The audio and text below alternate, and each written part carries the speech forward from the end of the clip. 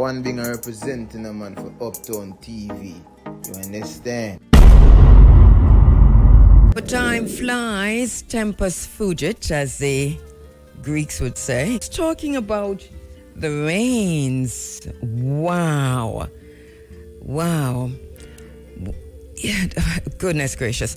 So we need the rains, and we're having flooding at the same time.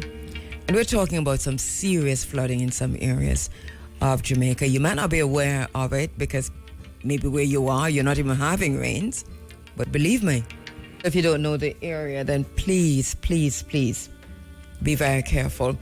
And we're understanding from the Met Office that the rains will continue. And in Samoa last week, Commonwealth members did say they were going to be demanding from the monarch, the King of England, reparations for slavery. And that demand was a unified demand this time around coming from CARICOM. So lots of conversations were happening in the UK before Charles went to Samoa. And obviously you would have heard by now, Keir Starmer said a pretty similar thing to what David Cameron said in terms of telling us to get over it. And he's a Labour leader representing the Labour Party. Lots of black people, Caribbean connection in Keir Starmer's government. The Minister of Foreign Affairs, for example. And, well, anyway, this is how England is looking at it. Well, for Charles himself, he talked about the most painful aspects of our past, meaning his past, that they continue to resonate, and talked about, in a similar way, moving on from it, not giving an apology. What I found especially egregious and insulting coming from Charles, King of England, is the statement he made, none of us can change the past. And that's the very same thing that Keir Starmer said. We cannot change our history.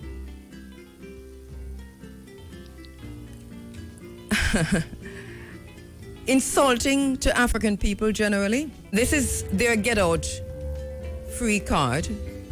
Get out of jail free. Get out of reparations free. Because none of us can change the past. None of us can change our history. They wouldn't dare say that to the Jews. They wouldn't dare say that to Netanyahu or anyone in Israel, Zionist or otherwise. They're paying reparations left, right, and center. They continue to use the Holocaust, the Jewish Holocaust. They continue to use that as a pretext for genocide in Palestine, never again, and for genocide, ongoing genocide in Palestine, a new genocide in Lebanon, and making everything anti-Semitic. You can't have a conversation about anything without you being called anti-Semitic because of what happened in the past. We understand, and they are so patronizing and condescending that they made the speech, laugh, and left Samoa, and we still pay homage, and we still refer to them as our head of state, and they are. And this is the conundrum. This for us is our shame that we're going through all these hoops, jumping through all these hoops, talking about constitutional reform and 50 other things before just definitively getting rid of these people as head of state. But it is what it is, and it is the isness of things. We can't change our history, they say. So they refuse to apologize, and there's a reason they're refusing to apologize, because if they do apologize, that formal apology would necessitate the payment of reparations. None of us can change the past. Charles says, none of us can change the past, but we can commit with all our hearts to learning its lessons and to finding creative ways to right inequalities that endure. And this is not the shame of it, because learning its lessons, racism in Britain, racism in the UK, is the worst that we've ever seen it anywhere, especially now. No lessons have been learned. The Windrush, they're talking about Windrush again. You know, and there's a reason why Windrush keeps coming up and up and up and up. It is because they have treated those who they invited to work in England after World War II in the shabbiest of ways. And here we are talking about learning lessons. So what are we going to do? And how are we going to do it? Because we still welcome them in our home. We still treat them the best way possible. How is this going to go? How is this going to work? What are we going to do? I'll have a conversation about that as soon as I can. Local and international entertainers are set to join the Queen of Reggae, Marcia Griffiths, on stage at a concert culminating her 60th anniversary celebration. We've got her online now. Morning, Sister Marcia Griffiths, is this you? Yes, pleasant morning to you. Morning. Welcome. This must seem surreal to you. There was a time when we used to talk on this at this time of the morning back in the 90s. I wonder if you even you remember that at all? Yes, I remember very well, clearly. Goodness gracious. Yeah, that's true. Yeah, I was just saying that it's been a while since we have had a chat, you and me, but there was a time when we talked very often on air, like, you know, yes, almost every that's week. True. It's been a long time. It's been a long time. And that itself speaks to how we talk about how you have dominated every single decade since you started in this business since 1964. And then once IRFM came on board, which was in the 1990s when we started talking to you, that there was never a time when you weren't a phenomenal force to be reckoned with on the island. Wow. Thank you. Congratulations. Thank you so much. Yeah. Yeah. You know, I wondered, I've often wondered, Marcia, along the way, because I remember you did a song, I was trying to find it this morning, where you talk about, I've seen it all. Do you remember that song, I've seen it all? And you talk about your journey. It was a very soulful song. Oh, that's Shining. Yeah, Shining Time. Oh, goodness. Shining Time. Yeah. I know it is early in the morning, but can you give me a little bit of it, just like one note? Wow, my voice is not up. No, I don't want I'm going to find it. I'm going to find it. This is not a... Never mind. Voice. Yes, I'll find it. I've been searching for it all morning. But, so I remember the lyrics of that song and interviewing you about it many years. This was... Yeah. Wow, that song, it speaks for itself, and it says... It was written by, I can't remember his name, but I loved that song so much because it was everything that I wanted to say to my audience and to express. Because it's like I'm giving thanks to everyone. You know, I've been there, seeing it all through these two eyes. It's just, I wish you could find that song and play it. It's one of my favorite songs. It is also one of my favorite from you. And so I think I found it. Let me see if this is it. So hang on there. But so you're saying, so for you, this really, even though you weren't the writer of this, but it was written for you, right? Yes, it was written for me. And sometimes people, you know, like Barry Salmon, sometimes they write songs for you and you wonder if they're reading your mind or they're living with you or listening to you every day, expressing. Listen to this. Yeah. It really is resonates. Beautiful. Yeah. And the lyrics is just, it's so perfect. I'll play it again before the morning is out so that our listeners can hear all of it. But isn't it, as you said, the lyrics perfect? And isn't it really fitting for this time, 60 years? Oh, yes. That is what I'm talking about with a song like this. Mm-hmm. It fits in every cycle of my life, my liberty, because after 60 years, this is a perfect thing that I want to say and express to the world, Yeah. That line, I've made it through. Yes. I've stuck it out. out. Yeah, that's what it says. I've made it through the broken glass. Thank you, Lord. It's shining time at last. Yes. It feels like I still get goosebumps from listening to that song. So you know that is a deeply spiritual song for me. I remember saying to you way back in the day when you did that song that you were speaking to all of us about where you were in your journey and how you were feeling about where you were in your journey. How much has changed since that, if anything? Well, a lot has changed because I've had so many different experiences in my day-to-day life, traveling, seeing things, and a lot of development, both mentally and spiritually.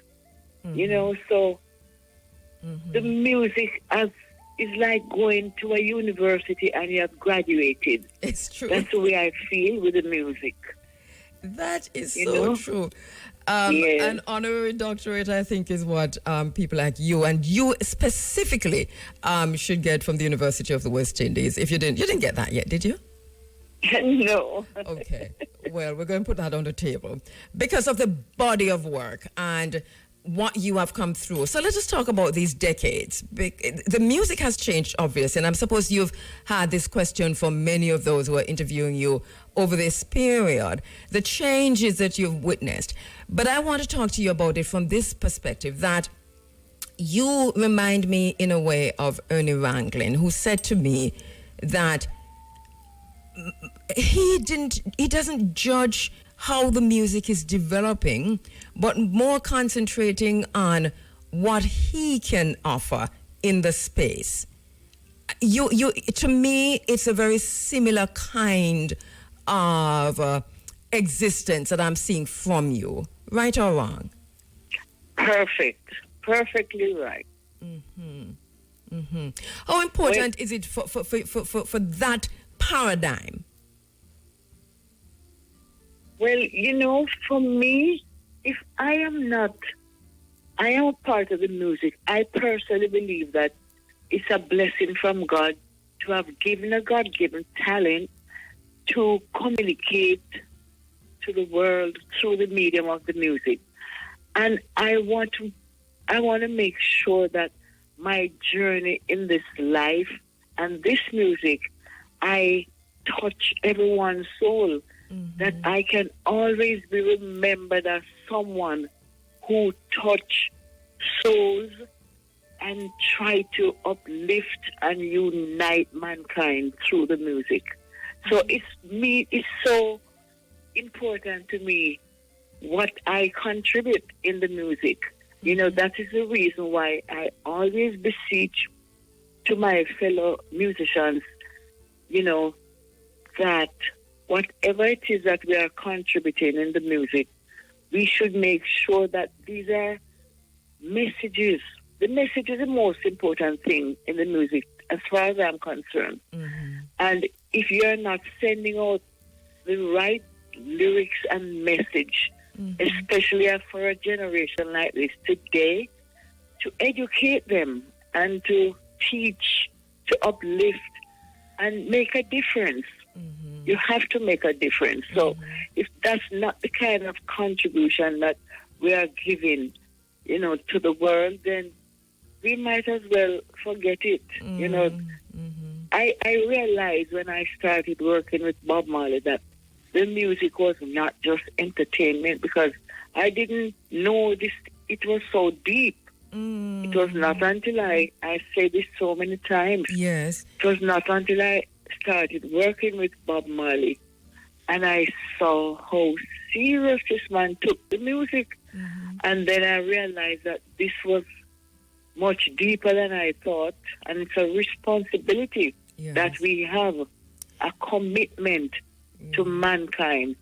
You know, and I believe honestly that is one of the reasons why when I read my Bible, God calls upon the singers and players of instruments, because we're the ones who can communicate to the world, to the four corners of the earth, to touch souls and to uplift mankind.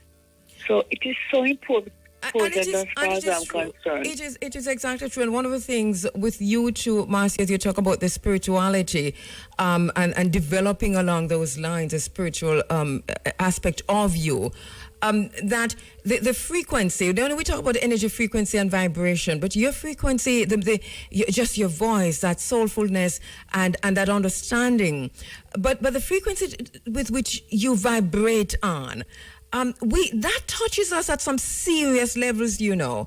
Have you consciously over the years, and I hear you talk about that meeting up with Bob Marley, that collaboration and taking it from there, coming into an understanding of how deep the music went.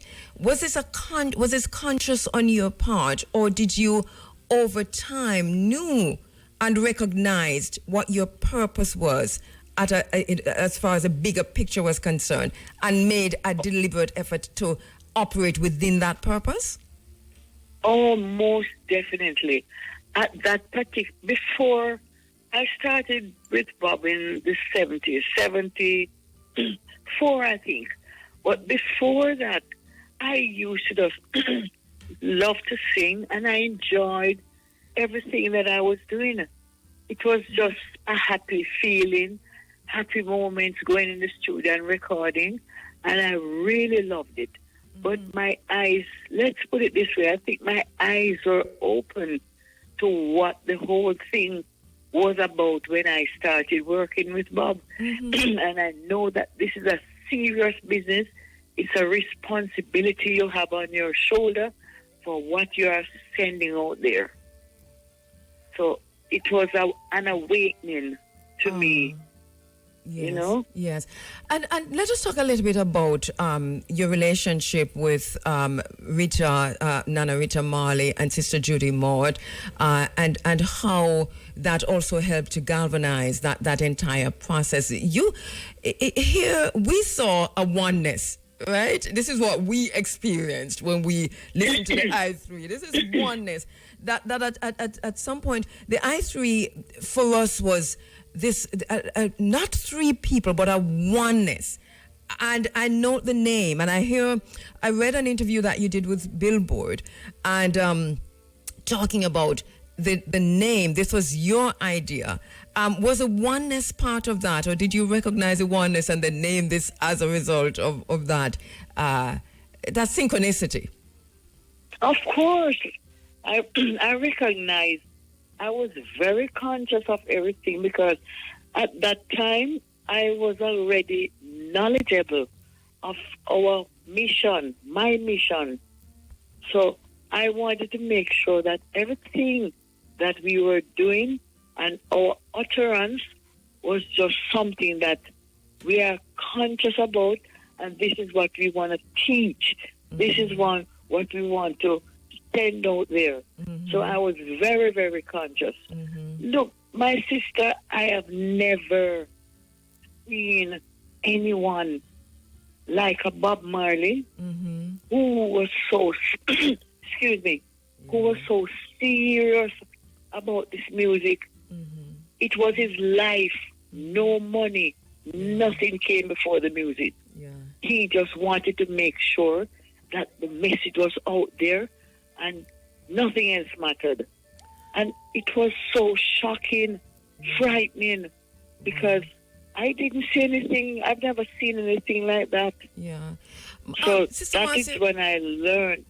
We free the What- people. We free the people with music. How far have we come from that, and are we still consciously aware of that?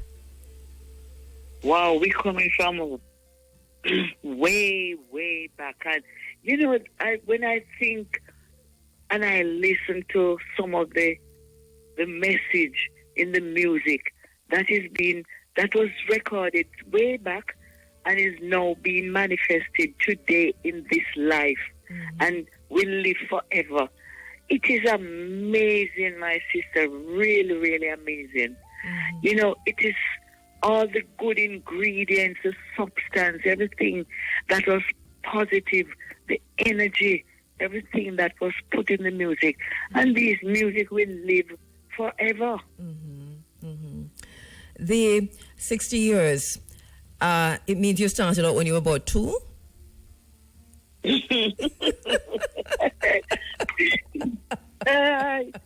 Oh, my goodness. I wish, but you know what? Yes. I have no regrets. If I was given the opportunity to trade my experience to be a teenager again, I would hold what I have. I would never change it. I would never do it any other way, because I am positive that what I've experienced, this generation will never see, never ever seen the things and the experience that we have. We are the generation. We have seen it all. And I am truly thankful for the time I came in.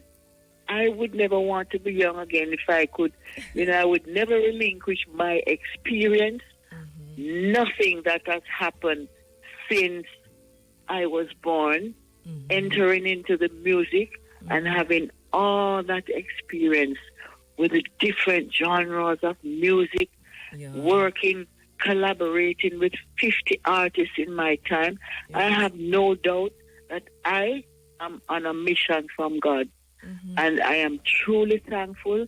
And I speak to you today with so much humility and reverence to know that God has preserved me to see. I had no idea. When I walked on stage 1964, a 12-year-old girl, I had no vision that I would be sitting here or standing here today, 60 years under my bed. Oh, no. So I can't find the words. Do you remember, do you have a vivid memory of that 12-year-old who went on stage, and what was that like for you? That was 1964. That memory is no vivid. I remember everything like it happened yesterday. It was just one beautiful experience, because a young girl, my father, excuse me, my father went to Carib Theater with me that morning, but he was not 100% pleased, because, you know, those days parents wanted to see their children coming up being a teacher or a nurse or whatever. He thought that was so degrading for me, being a singer. But you see, after the performance at Carib Theater that morning, he changed his mind when he saw his daughter and the response from the audience and everything. So I remember clearly. Which song did you sing? No Time to Lose. Carla Thomas, No Time to Lose. It was so very popular in Jamaica. And of course, we were influenced by American music from, way back when. So my inspirations were all these female singers I loved. Aretha Franklin, Patti LaBelle, Dionne Warwick, Carla Thomas, Nancy Wilson. Those were all the female artists that really, really inspired me. So in those days, as a young girl listening to these women singing, when you try to sing one of their songs, you try to emulate them to the T, that if you close your eyes, whichever of the female artist song, whether it be Aretha, Nancy Wilson, whatever. You want to sound exactly like them. So even that morning at Carrot Theatre, the audience was more shocked to hear me doing the melody of the song. Plus, I'm doing the harmony as well, and it's just me alone. 12 years old, and I read where you said that they asked for an encore. At first, people were not people, but the musicians you talk about. That their attitude towards you was very condescending, to say the least. That was a definite sabotage, because they didn't want me on the bill. When Philip James, we call him Boxy. When he asked Baron, that he found this little girl and he wanted to put her on the show, Baron said absolutely no, because his show was already planned and there was no place to fit me in there. And he insists. So I went to the rehearsal and rehearsed one little song. And the morning of the event, and when I walked on stage waiting for them, because that song is the guitar, start that song. And I'm waiting and I can't hear anything. And the audience started to get, a little uneasy. I could hear the mumbling and everything, but I was still so confident in what I could do. So I looked around on the musicians and I saw a few of them laughing, and it's like, even at that tender age, I heard the voice say to me, "Little girl, you better start sing." And that's what I did. You belted and they out. better follow me from that. Yeah, you led the way. I can't. I'm just picturing you there as a 12-year-old, because that level of confidence, and I think this is what has carried you through that entire time. I mean, 60 years now, and still that humility, but a serious level of confidence. You talk about the collaborations, and I remember in the mid-90s now when you started collaborating with some of the more hardcore dancehall artists. What was this like, Marcia? Because here we have the Queen of Reggae. You gave a hand, literally. I'm not quite sure if you recognize that in keeping that kind of music alive during that period. So we could play it anytime because Marcia was on it. We're going to draw off your hardcore dancehall, but you can't play it at a certain time. Yes, I know exactly.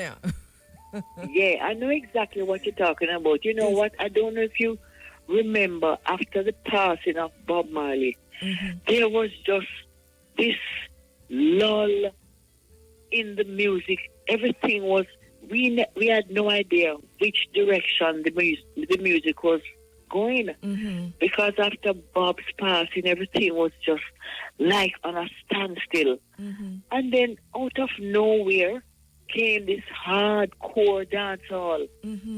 And I said to Donovan Germain, because I was in that stable at the time, I said to Germain, can you imagine a good, sweet melody with some positive lyrics? Nice song going on one of these nice dancehall rhythms. And that's when we tried it at the Penthouse. It worked because Barry Salmon, Buju Banton, Tony Rebel, Cutty Ranks, all of these people were in the stable of the Penthouse in the decade of the 90s when this hardcore dancehall thing started. And that's what we tried. We started with Nanny Goat, which was written by Barry Salmon for me. And then the whole decade of the 90s, that was dominated by Penthouse with all these different artists and me collaborating with all of these people, Tony Rebel, Barry Salmon, Buju Banton, Cutty Ranks.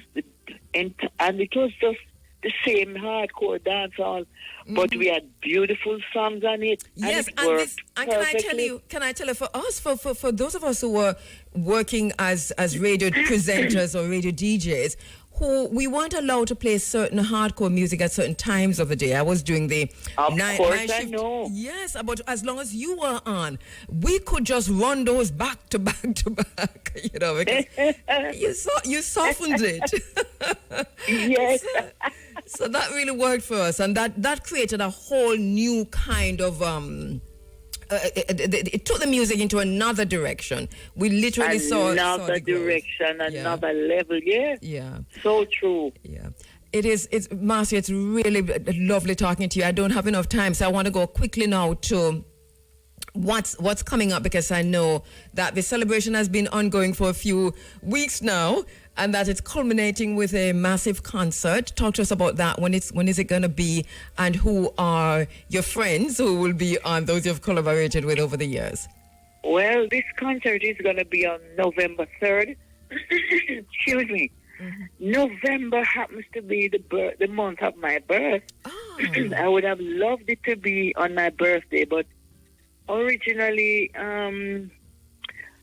we were hoping to have Patti LaBelle, who was one of my favorite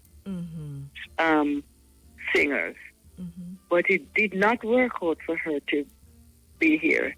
Yes. So that's how we ended up with the 3rd.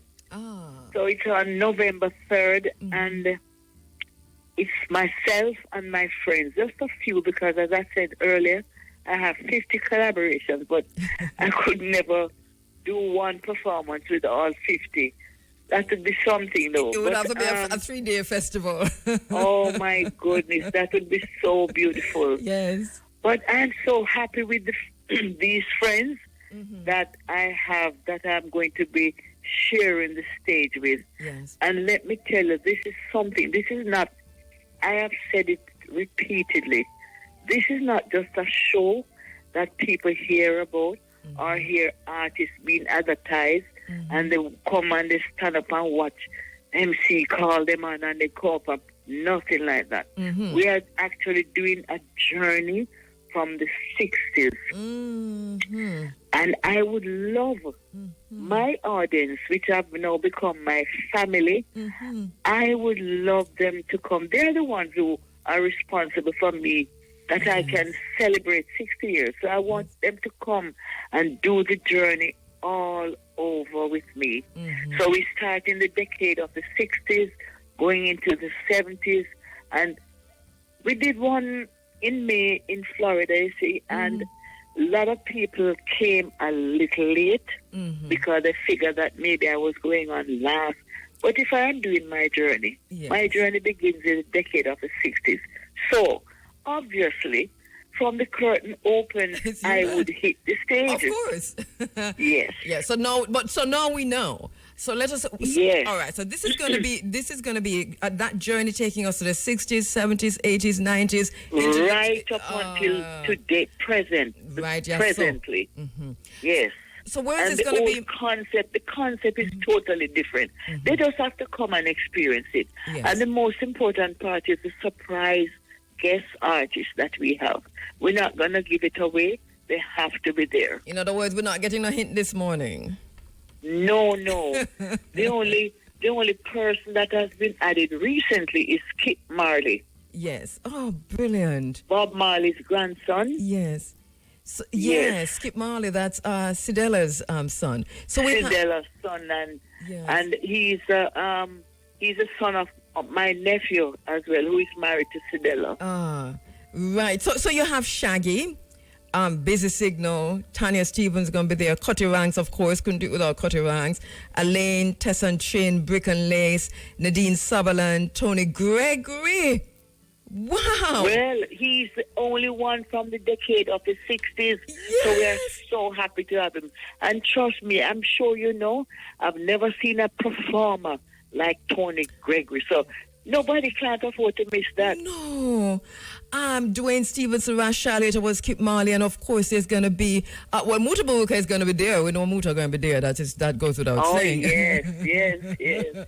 But we can't miss this, So this is going to be November 3. It's a Sunday, which is, next week Sunday? And next week Sunday, yeah. Right. Where's it going to be, Marcia? It's at the Hope Garden, Palm Avenue, in Hope Garden. Okay. Well, we're going to be there. And we're inviting the entire family. We can't miss this, We cannot miss this. No, we're this is something. This is going to be a beautiful experience for everyone. Yes. Believe me. Wow. So what time it starts? Because I'm not seeing the time here. At think it starts at 6, if I'm not. The gates open at 3, and I believe it starts at 6. Right. We'll definitely be there. But they cannot, my sister, they cannot imagine what is in store for them. I'm sitting here just thinking about that whole journey taking us from 64 all the way to 2024. This is going to be beautiful. I will be there. Indeed. Inshallah. Indeed. Yeah. Indeed. Marcia, I'm going to invite you, to come in the studio one morning like you used to do back in the day. Yes. And we just talk through things, especially that spiritual journey, to tap into that aspect of you, because I'm sure that for you... I would be delighted to do that. Thank you. Thank you so much, my sister.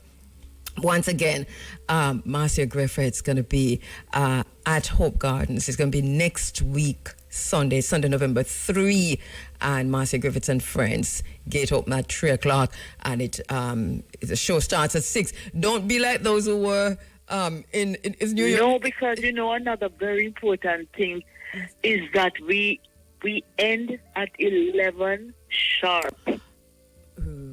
We end at 11. So it is 6 o'clock. It will start at 6. Marcia, thank you so much, Sister Marcia. Thank you so much, as usual. I just want to thank you for having me. Yeah. I mean, I have no regrets waking up to speak with you, my sister. You have a blessed day and continue to keep the fire burning, my sister. Thank you so much. Thank you so much, Marcia. You have been doing such a great job, and I'm so proud of you. Thank you so much. I really appreciate this. We're going out with Shining Time. I want our listeners to listen to every single word of it, because this, to me, sums up everything. Lots of blessings to my fans out there. Much love. Okay, take care. Take care, Sister Marcia. Thank you so much. Bye-bye. See you on Sunday. See you. Judith Bodley and Tommy Cowan. Listen, we're going to be there. This is not a joke. We're definitely going to be there to check this out. Can't afford to miss it at all. Kwame Pianki, engineer, facilitating the Rites of Passage program for boys at Baba's Club at an African-centered charter school. And he actually is a Pan-African scholar, someone who we go to every once in a while to have a conversation about global and geopolitical events happening around us. One of the conversations we've been having over many, many moons: China in Africa, China in Jamaica, China in the Caribbean, and also BRICS, right? So the moment that they said BRICS, we were talking with Kwame Pianki. Kwame, let me welcome you once again to IRA FM, to the Africa Forum. Thank you so much, my brother, for always making the time. Yes, good morning, my sister. How are you this morning? I'm well, if you two are well. I am well. We've been having this conversation, Kwame, about BRICS for a long time. The 16th BRICS summit just got underway. Well, just wrapped up in Russia. Sovereign nations, and it seems this one had just a little bit more oomph to it. Narendra Modi, when he went back home, he tweeted, and I quote, "The BRICS summit in Kazan was very productive, had the opportunity to discuss diverse issues and meet various world leaders. I thank President Putin, the Russian people, and the government for their hospitality." And then he shares a 1 minute almost 2 minute video clip of what he says were the major highlights. Your own perspective, just looking at what took place in Russia, in Kazan, these last few days? Yes, to me, the big thing that came out of it, two big things. One, India and China seem to settle their border dispute. So that beef seems to be squashed, which is a big deal because the Western powers, I believe, were trying to exacerbate those tensions to make sure they could drive a wedge in BRICS. The other thing is the cross-border payment system. As you know, Russia was banned from SWIFT, in the wake of the Ukraine war. And granted, these countries, so all the countries, I'm not saying just BRICS countries, but a lot of the countries in the East started trading in their own currencies. And the SWIFT is a messaging system. So if Russia was banned from that messaging system, it would be hard to do cross-border payments. But they've been able to do that through the years. And Putin said that the infrastructure is already in place to make the system BRICS-wide. And what is also, what is this? So what's happened in the past, too, is that these bilateral swaps that these Asian and Global South countries are now doing, now you're no longer required to use the U.S. dollar for these bilateral swaps. So, for instance, if Jamaica, trades with Trinidad, they have to buy U.S. dollars to do the trade with Trinidad. So basically, it artificially inflates the value of the U.S. dollar. And so to me, that is the biggest deal. Yes. They also announced that Putin announced that he would like to have a precious metals exchange in BRICS. Now, in Shanghai, they've already started a gold exchange as competition with the London Metal Markets Exchange, which is called LBMA. There are many gold and silver bugs that believe the London Metals Exchange suppresses gold and silver prices and other precious metal prices to make the U.S. dollar and the euro and the British pound more attractive. So that is also a big deal. But what I also have to say is that a lot of this talk isn't just talk. U.S. treasuries or U.S. dollar-denominated reserves as a percentage of foreign reserves and central banks throughout the world are at their lowest point in 30 years. And so this is why you see, despite the Fed interest rate drop in the United States, interest rates on bonds have gone up, and because there are now alternatives. And a lot of these central banks, including allied central banks of the United States, are buying increasing amounts of gold. So to me, those are the big things that come out of the BRICS conference. And just the other things I found. Just listening to the takeaways for you coming out of the conference, and the very same ones for me, actually. I'm recalling the last two conversations we had over time about BRICS and so on. And these were also your concerns. One in particular two in particular. One, that Narendra Modi and Xi Jinping were really not even talking. There was this problem because of the border skirmishes and that whole threat to sovereignty that India, talked about with China. You pointed out that was serious, so that India was one to watch in terms of where India was really standing. But you also talked about India being on the fence a bit between the U.S. and the West and BRICS.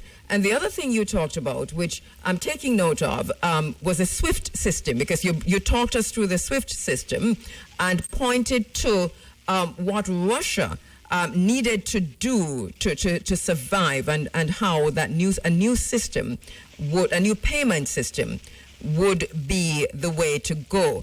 So for you, looking at these two things, now that we have Modi and Xi Jinping pretty friendly, and they seem to have solved or in the process of solving that border dispute, and also the introduction of the payment system, would you say that in 2024 there is need then to take BRICS more seriously than ever before? Oh yeah, definitely. It's seen as an alternative not only among the BRICS countries, but there are many within the West who are looking at it as BRICS as a beacon of hope to get from underneath, a lot of the moneyed interest in the United States. So yes, BRICS is going to be very much taken seriously, and some investors in the West, frankly, have benefited from it because you see the rise in gold prices and the rise in silver prices. So many people who have those commodities in their portfolios have benefited from this pressure that BRICS is putting on the U.S. dollar.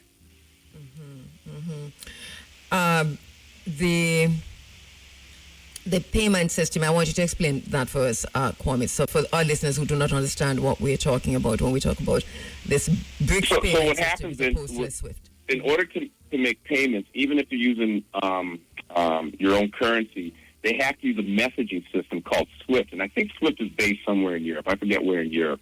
But the U.S. dominates SWIFT. Belgium, exactly. So, but what happens is, so the U.S. banned Russia from SWIFT, trying to make it impossible for Russia to conduct commerce internationally. However, China and Russia anticipated this coming years ago, and they created a system called CIPS, C-I-P-S. Ironically, CIPS was developed by J.P. Morgan on behalf of the Russians and the Chinese.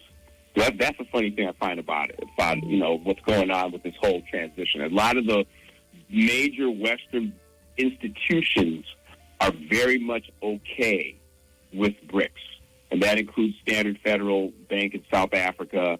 That includes a whole bunch of other. In fact, the whole term BRICS was created by the vice chairman of Goldman Sachs, Jim O'Neill, who's now who used to be the Chancellor of the Exchequer in the UK, and who is now the head of Chatham House, which is a major British think tank. Mm-hmm. So again, this was all ready to go, and that's why when the whole Ukraine thing started, I said it's going to backfire because these countries had systems in place to circumvent the U.S. sanctions, and ironically, Russia's economy has grown, whereas the Western economies have declined during the intervening time period. So yes, it needs to be taken very seriously.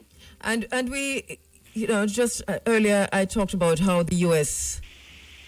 and the West, whenever the leaders stand up to talk about the situation in Ukraine, they talk about how isolated Russia is and how isolated Putin is. But the optics coming out of the BRICS summit, it tells you why they're not even reporting on it too widely in the Western media.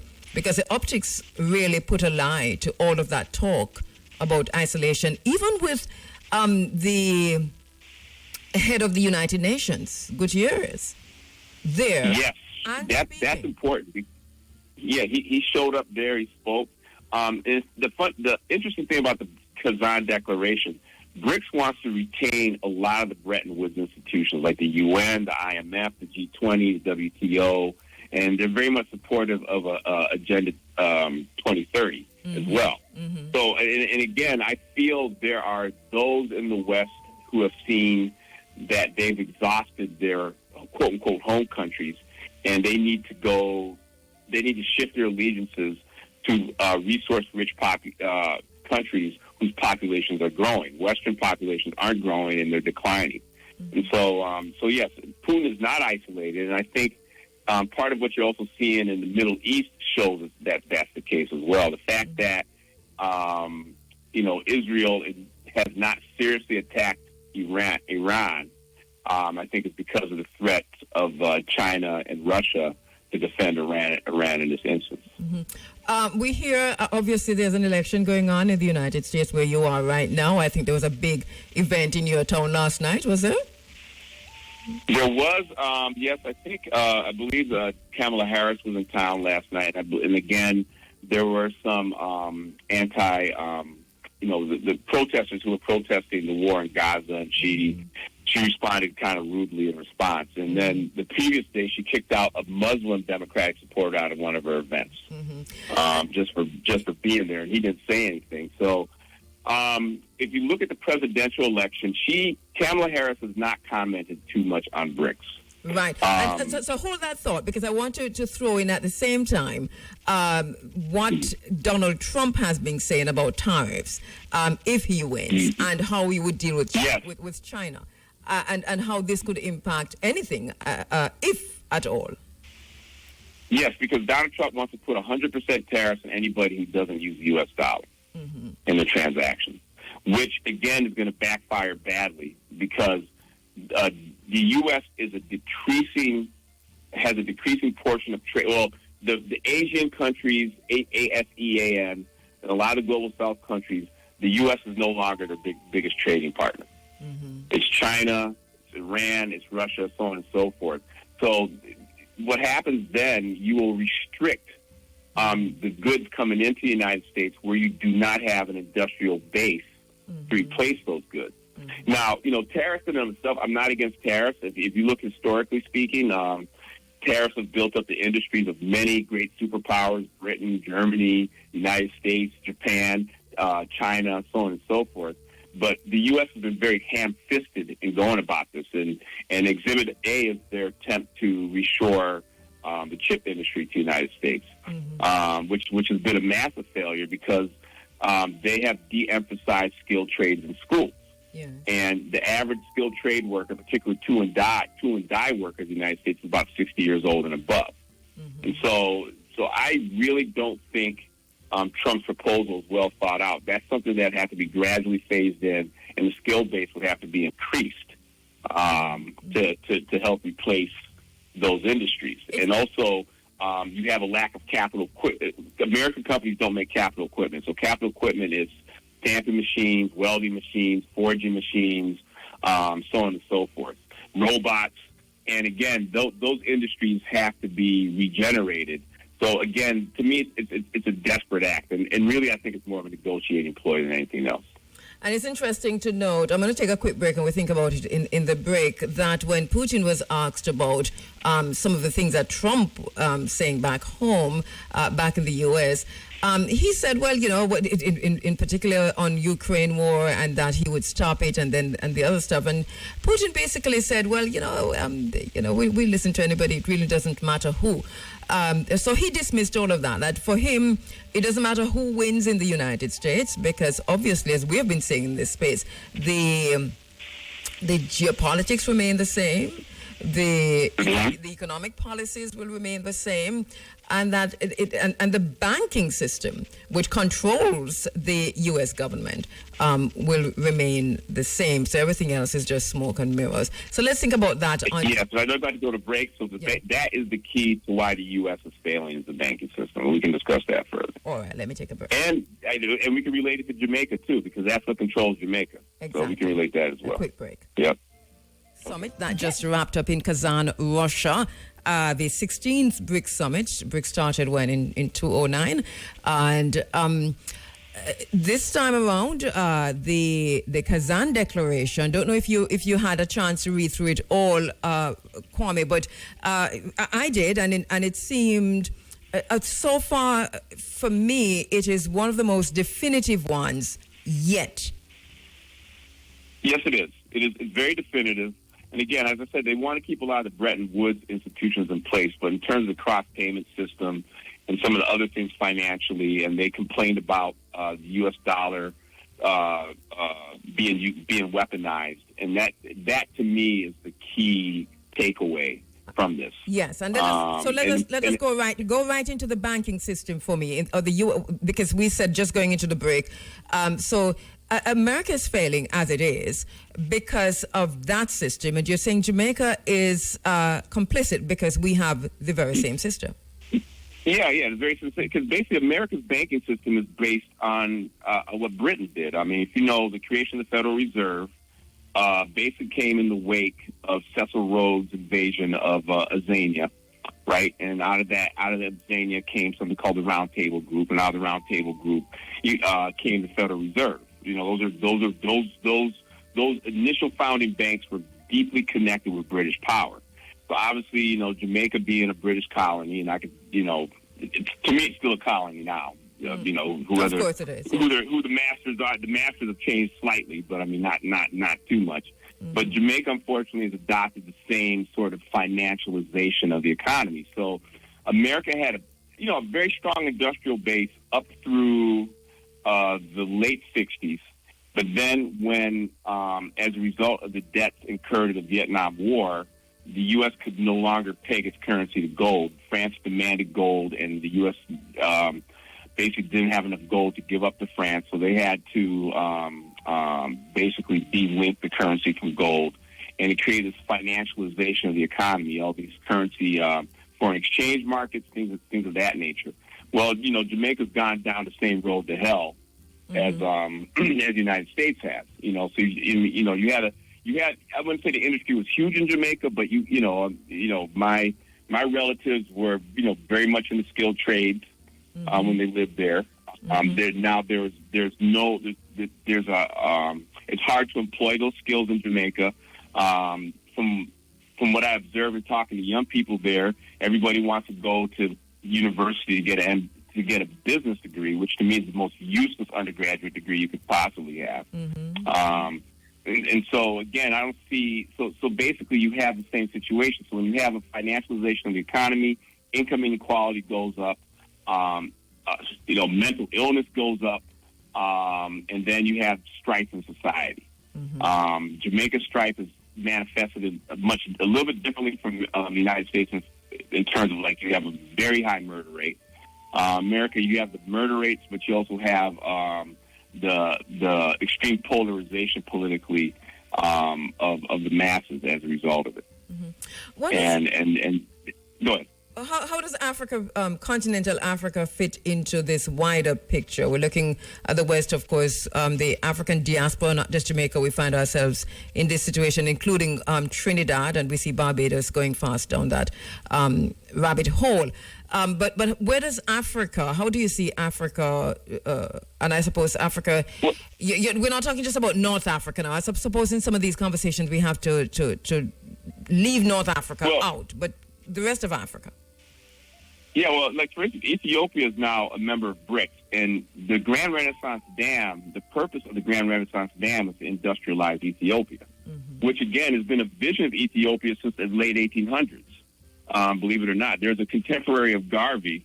I got his name down right here. His name was Gabra Hiwat by Kadagan, and I'm not pronouncing his name correctly. He talked about protection of industries and building of industries in Ethiopia, railroads. He was secretary for Emperor Menelik, and his ideas. Yes. I know who you're talking about. And his ideas were supposed to influence Haile Selassie, right? So you see them building their industrial capacity. You see the Sahel states attempting to build their industrial capacity. Uganda, who was invited as a partner of BRICS, appears to be doing so. Nigeria, Nigeria always roll my eyes in Nigeria. I don't know. I mean, again, they've been invited to be a partner of BRICS, but who knows what Nigeria's agenda is? I don't think Nigeria knows what their agenda is. Because Nigeria currently has a puppet government in place, and I suppose until what's his name, Tinbu or whatever his name gets out, then it would be... Well, Nigeria to me has structural issues. Yeah. Exactly, because they get one puppet government after the other, so there's no development plan in Nigeria, and there hasn't been. Yeah. Out of all the African countries, there hasn't been. Ghana had a development plan under Nkrumah, but we see the current government in Ghana is very much Nigerian-like. Wasting that capital. Let me ask you about South Africa, because South Africa is the S in BRICS, and with the election that just went, and we see now where the ANC is in partnership with the apartheid government, and I'm understanding, I don't know if you saw this morning, but there's some kind of a story coming out of South Africa that, what's his name, who's the president of South Africa, Cyril Ramaphosa, that when he went back to South Africa, he met with a dissent from the apartheid party, where he's been called to boot for saying that BRICS represents a partnership, that South Africa is in partnership with BRICS, but South Africa is the S in BRICS, but they want partnership with the U.S., and that's the apartheid party, and not with BRICS. This was going to happen, wasn't it? Yes, and I always contend South Africa being in BRICS is the attempt by the oligarchs in the West to shift their interest to the East. Because remember, the New Development Bank, one of the major founding members of the New Development Bank is Standard Chartered Bank, which is one of the primary apartheid-era banks, and also the primary Cecil Rhodes exploitation-era banks, right? I think in a strange way, I think the Chinese and the Russians are okay with some of these Western oligarchs being in the system, right? Because I think it's old George Carlin saying it's a big club and you're not in it. That being said, I find it interesting South Africa's role in U.S. politics now. You have Elon Musk, who's a big supporter of Trump, who is South African, right? You have Peter Thiel, who's a big supporter of Trump, who is South African. And then you have the controversy with the Los Angeles Times not refusing to endorse Kamala Harris, Yes. and the owner is a Chinese is of Chinese ancestry, who is also South African, right?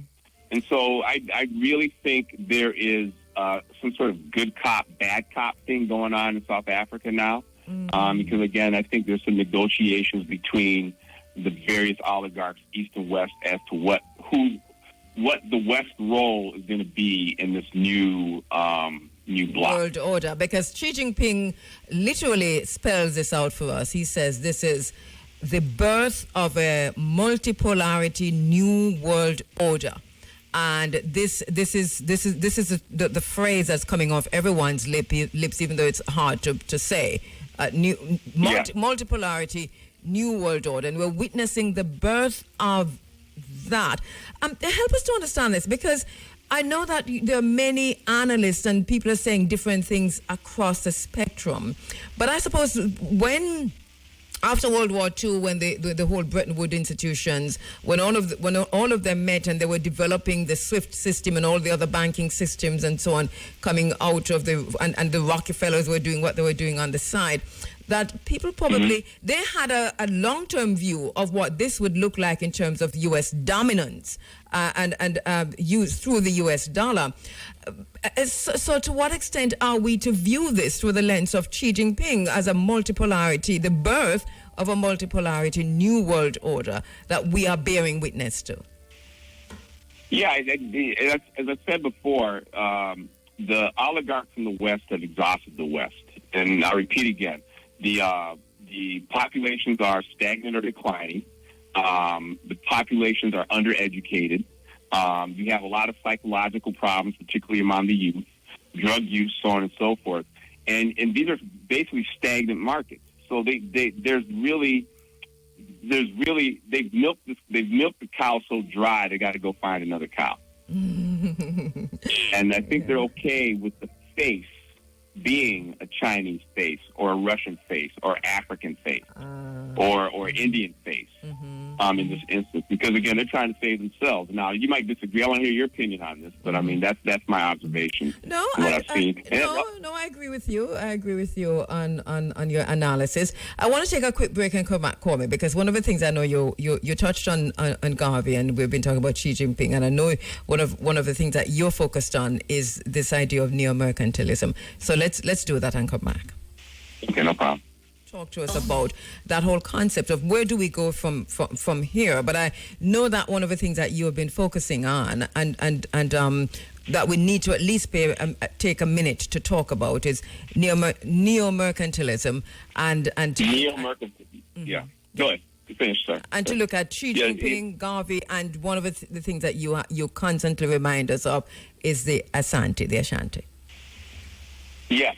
So what happens is, because you asked me initially when we were discussing this earlier in the week, what is Jamaica's role in this? And in Jamaica, with all its resource potential, all its people potential, because it's a financialized economy, it is doomed to be a slave state, both in the current system and the BRICS system, unless it takes aggressive acts to develop its economy and protect those developments. So neo-mercantilism, and I'm reading a book called The Neo-Mercantilist, A Global Intellectual History by, the author's name is Eric Heliner. He's out of Canada, I think University of Waterloo in Canada. And so neo-mercantilism, as he defines, is a belief in the need for strategic trade protectionism and other forms of government activism to promote state wealth and power, right? And so he has a chapter on Garvey in the book. He has a chapter on Ethiopia in the book. He has a chapter on the Chinese in the book. And basically, in orthodox economic circles, leading mercantilist theorist was Frederick Least.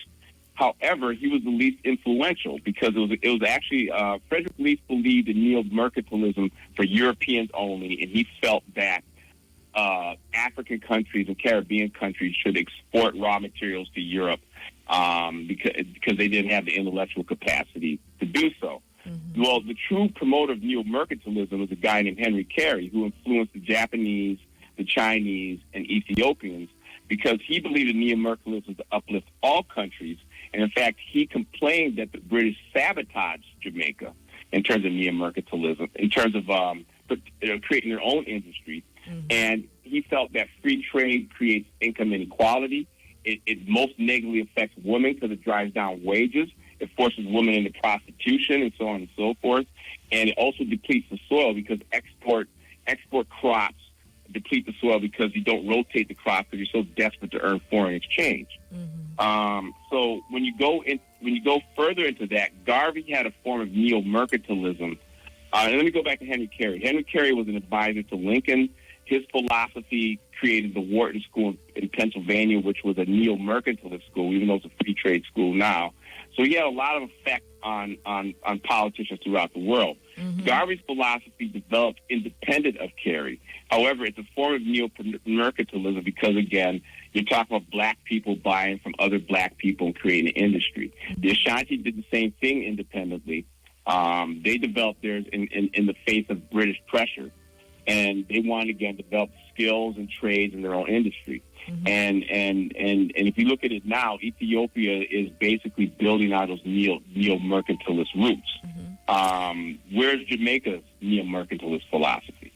And I think the people in Jamaica are going to have to take that into their own hands. And that means, sending out your children to apprentice with welders, with mechanics, with machinists, with carpenters, with masons, with electricians, things of that nature, because the school system is not going to do it. And really, this is kind of close to my heart. My father and my uncle went to Kingston. One of my uncles went to Kingston Tech. And Kingston Tech was, to me, what my father told me, and Mubaruku could tell you the same thing, was probably the leading technical school in the world in creating engineers. Jamaica probably had the most engineering talent per capita out of any black country in the world. And to see Kingston Tech go downhill where students are sitting in the hallways, where you have 60 teachers, 60 students per class and things of that nature, what are you saying? What are you trying to create in society when you have that as your leading technical school? Now, I know Homewood Technical is still a pretty good school, but what is Jamaica saying? No, because that's no longer a focus, because the focus now is, as you said, to create an entire class of servants, of servile people. They've told us that without apology. They've said Jamaica is a service nation, a service industry. So, and service is just a metaphor for slavery. So it's serving. Yes, it's serving the. It's serving the tourism industry. It's serving the BPOs. It's serving the private sector. But it's servile more than anything else. But with neo-mercantilism, one has to be careful, because here you have the element of capitalism, which is wrapped into it. So what makes it attractive? Just means all it means is state protecting their industry. So you could be a capitalist, you could be a socialist, you could be a communist, you could be a fascist, and promote neo-mercantilist ideas. And even though the author did not state it as the words, there's and I'm referring to another author out of Oxford, Hang Jun Kim, who wrote the book Bad Samaritans. And basically, he talked about how the Englands of the world built up their industry and then changed to free trade in order to prevent other countries from building up their industries. He called it kicking out the ladder from underneath countries who were trying to climb the ladder. So any political philosophy can use this, right? We could even go back to Kamala Harris's father, Donald Harris. Under no way, shape, or form would he be considered a capitalist. But if you look at his economic plan to develop Jamaica, it's very neo-mercantilist in philosophy, right? So it just depends. So, and what Henry Carey wanted was he wanted neo-mercantilism to protect small industries. He was an anti-monopolist. So when you have a bunch of small manufacturers, when you have a bunch of competing small manufacturers, wages will go up, and it also suppresses the price increases because you have competition between manufacturers. When you have a fascist version of neo-mercantilism which promotes monopolies, then you're still impoverishing your own people. The problem with a place like Jamaica, the private sector is very much monopolist. Yes. And the tax code, from what I've seen, is written to prevent the small businessman, small businesswoman from thriving. We're going to talk about FINSAC right after this. Around in the 9 o'clock hour with Valerie Dixon, who has written the book Too Black to Succeed, the FINSAC Experience, which will tie exactly into what you're saying there. So we have examples of neo-mercantilism because we see Donald Trump and the America First trade policy. This is a form of neo-mercantilism, isn't it? And even if you look at what China is doing. Too, because, made in China. Basically, China has effective tariffs because they required, for instance, if BMW went into China, the Chinese had to own 51 or 49% of that BMW factory, and they required technology transfer, and they required local content. So that's a form of neo-mercantilism, and in that way, the Chinese built up their car industry, right? And they did that with steel industries and so on and so forth. So much so, the Chinese are the dominant steel industry, and Japan has now been pushed down to a subservient role, and a Japanese company, I'm trying to remember which one, Nippon Steel, attempted to buy U.S. steel, and both the Biden and the Biden administration and the Trump, the candidate, raised a stink about it, whereas that whole proposed deal is on hold, right? So, yes, Trump is promoting neo-mercantilism. I think it's a ham-fisted version of it because it's very instant gratification based. But again, you have a desperate country trying to maintain its relevance. Obviously, it appears as if Jamaica is staying pretty far from the whole BRICS situation. I don't think anyone who's in Russia. Obviously, Jamaica votes and supports the United States in everything. That obviously puts us at a disadvantage. So we're seeing mainly South America, Latin America, but we're not seeing anyone from the Caribbean.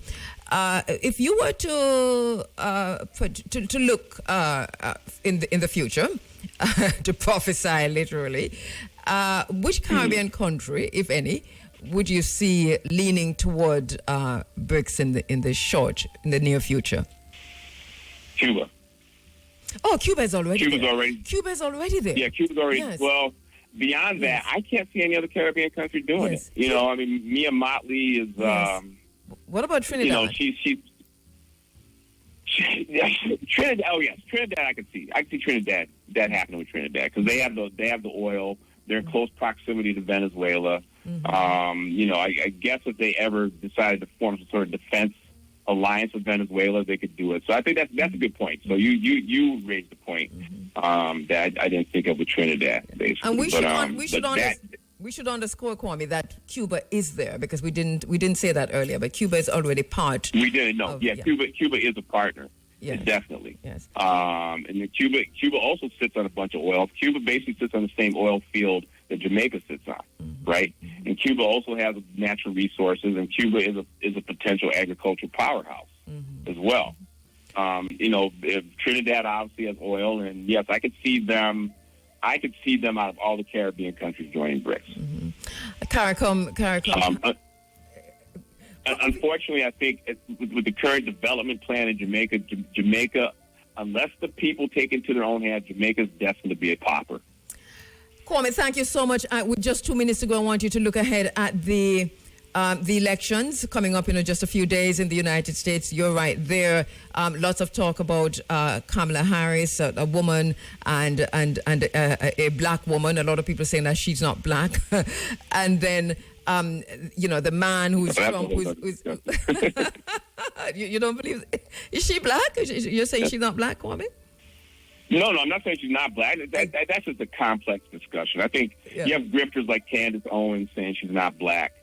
Obviously, her father is black, right? But now you're getting into all sorts of issues like colorism. Yeah. The plantation life in Jamaica, what came out of slavery in places in Brownstown and things of that nature. That's a very complex issue. Yeah. I think when it comes to Kamala, though, similar to Obama, her non-black mother poisoned the well against her black father. and that's informed their life choices and their political choices. That being said, but go ahead. Go back to the How do you see this unfolding? What we're getting here, and we get all the channels you have there. That the polls are they're neck and neck in the polls. Trump is surging ahead, depending on who you listen to. But how do you see this unfolding? Well, my favorite class when I took my MBA was the strategy. And one of the bases of the class is signaling, right? The signals appear to me, and I'm not a Trump supporter, I'll make this very clear. It appears to me that it's not going to be a close election, right? That Trump will win in a landslide. Anything can happen, things are volatile, but you're just looking at like here in Michigan, the senatorial candidate that's running for office, Democratic one, Alyssa Slotkin. There was a lead conversation where she said the internal polling is very bad for Kamala Harris here, and even now she's taken her ads to the point where she's claimed to have worked with Trump in keeping drug prices reduced. So you're seeing certain senatorial candidates running away, Democratic senatorial candidates running away from Kamala towards Trump. Just my observations. Where I live, which is a plurality of black people, you don't see as many Harris signs as you saw Biden-Harris signs. You don't see as many Harris-Walz signs as you saw Biden-Harris signs back in 2020, or even Hillary Clinton signs back in 2016, or Obama signs. And the people who have those signs in their yards are primarily their late 60s and over. So I don't necessarily see the enthusiasm. I went to vote early yesterday, but they combined our early voting with some other communities that are predominantly white, so the lines were long for that. So my sense. 30 seconds. Again, 30 seconds, call me. Sorry. Okay. Yep. My sense is that Trump is going to win. All right. Based on the way Bezos is acting and the billionaires are acting with these endorsements, that's my sense. Please come back after the elections and we'll talk about it. Okay. Thank you so much, Kwame Pianke, geopolitical scholar there on BRICS and finally on the elections in the U.S. Tad at KHERU-FOR-OCT-27-2024 and MarciaGriffiths.com. All right. Going to go to the phone lines now to speak to my next very special guest. Lots happening around us, right here on the island in Jamaica. And one of the issues we're dealing with ad nauseum around here is basically how we treat our neighbors and Haiti in particular. Jamaica human rights lawyer and founder of Freedom Imaginaries, which is an organization that uses human rights law to tackle legacies of slavery and colonialism. Malena Lane is joining me on the phone lines. Malene, good morning. How are you doing?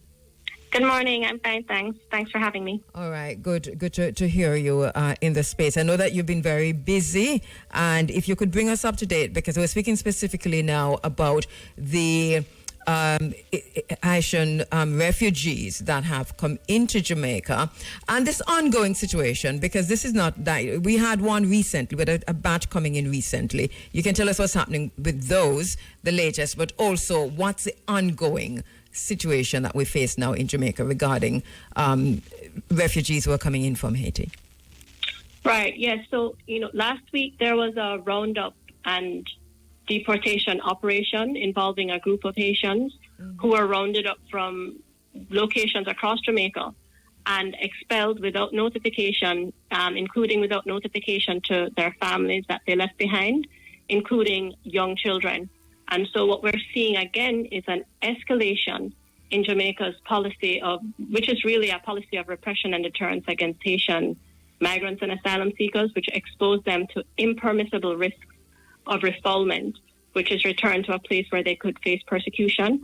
But it is also having another effect, which is this effect of family separation, which I think is an issue that we can all agree needs to be addressed with urgency, because what we're having now is, Haitian children with Haitian parents left behind in Jamaica. And we're also having a situation with separated Haitian children in state facilities in Jamaica with their parents in detention facing prosecution for illegal entry with no communication. And so I would say that the situation has escalated and it requires an urgent response. I know that there are many persons listening to you who cannot believe what they just heard. So I'm going to ask you to break it down. I'm one of those. To ask you to break it down for us a bit. When you say there was a rounding up of Haitians and that they've been sent back, where are they being rounded up from? Were they in homes and places of shelter? Were they just on the beach? Who are these people that they're rounding up? These were, as far as I'm aware, these are Haitians who would have been in police station lockups, some of them without charge on suspicion of illegal entry. What normally happens, or what should happen, is, they should face the courts, be charged with illegal entry, have due process, access to an attorney, and present evidence, and, the court will make a decision. But in some of these cases, the cases that I'm aware of, these are persons being held without charge. And in fact, some of them, I had presented a habeas corpus application the day before because they were being held without charge for a prolonged period. And of course, we know that in a constitutional democracy that can't stand. And a habeas corpus order was granted for them to be released from the police station lockup. But then the following morning, when I went to the police station to try to speak with them, I was informed that they were removed. And simultaneously with that, I was getting calls from family members of Haitians in other lockups, in St. Elizabeth, saying, Melanie, what's going on? I went to take food for for someone, and I heard that they've been removed and are being taken to Portland, where a boat is waiting to deport them. And then in swift succession, I got other calls. Melanie, what about the Haitians in Hanover? I just heard that they were removed from lockup and they're being taken to somewhere in Portland. Is this true? And that is how this roundup operation came to light, because I was getting calls from frantic family members, from others, saying Haitians are being rounded up. And I said, it is likely that before the end of today, they will be expelled. And then I was getting a message from one of the Haitians on the ground saying, I'm at a water area. What's happening? I don't even have any shoes. I'm afraid. And so, as I said, this marks a continuing escalation, and we have to have a serious conversation as a society about whether this is how we want to respond in moments of crisis, or whether there's a better response that upholds the Constitution and the rule of law while balancing the security interests that the state, is concerned about. Obviously, there are eyes on this. There have been discussions, not just on this program, but there have been newspaper articles, there have been discussions on different radio stations and so on. And I know you have been talking to many people. What then do you think is a reason for Jamaica's response to the Haitian asylum seekers? And I know you don't speak for them, but what reason are they giving for this anti-human rights behavior response? Well, the challenge is they aren't really articulating a proper position, and they're not engaging with the public, because we are not asking the state to do anything other than to engage in a process, in a due process. This is a crisis that's affecting Jamaica and the region, so engage in dialogue with multi-stakeholder actors, with CARICOM, with the international community, and let's come up with an enlightened position. And that's how leaders and enlightened people respond in times of crisis. But to respond with draconian unilateral decision-making that leave behind such devastating and tragic stories of human rights violations, first of all, it's not effective, because it's proven that these draconian approaches to migration do not serve to advance security interests. They just push migrants towards, irregular and dangerous routes. And so we need dialogue at the regional level. We need leadership and vision. We need a rights-based framework and coordinated action involving Jamaica, CARICOM, the international community, and multi-stakeholder groups. And we need a process that differentiates between persons coming irregularly with, perhaps bad intentions, and we deal with that through either the criminal justice system or however else. But then we need to separate from that asylum seekers, women, children, vulnerable groups who need to be protected. Because if we don't, we are collectively punishing and categorizing an entire national group on the basis of the stigmatization campaign that paints Haitians as, criminals or a threat. when we know that's And not true. this is interesting because you see, and we see a similar situation in the United States recently, where Donald Trump talking about Haitian asylum seekers who were granted asylum in the United States. People who are there legally eating pets and eating cats and eating dogs and so on. And this is there isn't even any serious pushback at it. It's become memes and songs, and people are laughing at this. But we're talking about human lives. Could it be that there is this global dehumanization of Haitians, that even Jamaica, who we expect better from ourselves, that at the governmental level, we see them buying into this this kind of definition or this unpeopling or on making people invisible and unhuman, inhumane treatment? Could it be related to how Haitians are seen globally? Do you think that there's an argument for that? Absolutely. I mean, we don't have to look to the United States. In all papers, there was a headline, Gangsters in Disguise, a headline dealing with the Haitian caregivers who were sent back to Haiti. Now, that type of headline is so disturbing and so dangerous, because what's happening is Haitian lives are being devalued. And there's a strong message being sent, whether it's in the United States or in the Dominican Republic, that Haitian lives don't matter. But we in communities and on the ground know different. And so, this is the danger of xenophobic rhetoric and dehumanizing rhetoric, because what it does is it creates a process and a situation and an environment in which human rights violations will thrive. And so what I would say to civil society and multi-stakeholder groups is, let us engage in a process that respects the dignity of our Haitian brothers and sisters, CARICOM nationals, and let us come together to find a solution where we're not speaking at each other, but we're speaking with each other, understanding each other's perspective, whether it's the security perspective or the human rights perspective. And that is how people who are enlightened and who have the capacity and disposition for problem solving, that's how they behave. And I would call on our government to adopt that approach. Your organization, Freedom Imaginaries, as far as you know, is this a main or only organization fighting for the human rights of the Haitian refugees on the island? Well, what I would say is that there are many organizations across Jamaica with a mandate that would touch and concern some of the issues being brought to, raised by the Haitian refugee crisis. And I would call on all civil society organizations to come together in dialogue and coordinated action around a rights-based framework. And tomorrow we will have a press conference where we kind of raise awareness of what's been happening on the ground through our work in, prison lockups from parishes from Portland to St. Elizabeth, and invite stakeholders to join in, a coordinated dialogue and action around a rights-based approach to Haitians in mobility. Tell us a little bit more about the press conference then. How can we attend? Is it open to the public? How do we join? It is open to the public. It will be virtual via Zoom, and I can share the link with you, Kabu. Go ahead. And as I said, the objective is to see if we can have more enlightened discourse about Haitians in mobility and come up with rights-based solutions involving multi-stakeholder actors, whether it's Jamaica, CARICOM, the international community, and civil society. And the link? I can share the link with you. Oh, okay. So do you separately, but I can read it out as well. Yes, go ahead. Go ahead. Yeah. It's bit.ly/FI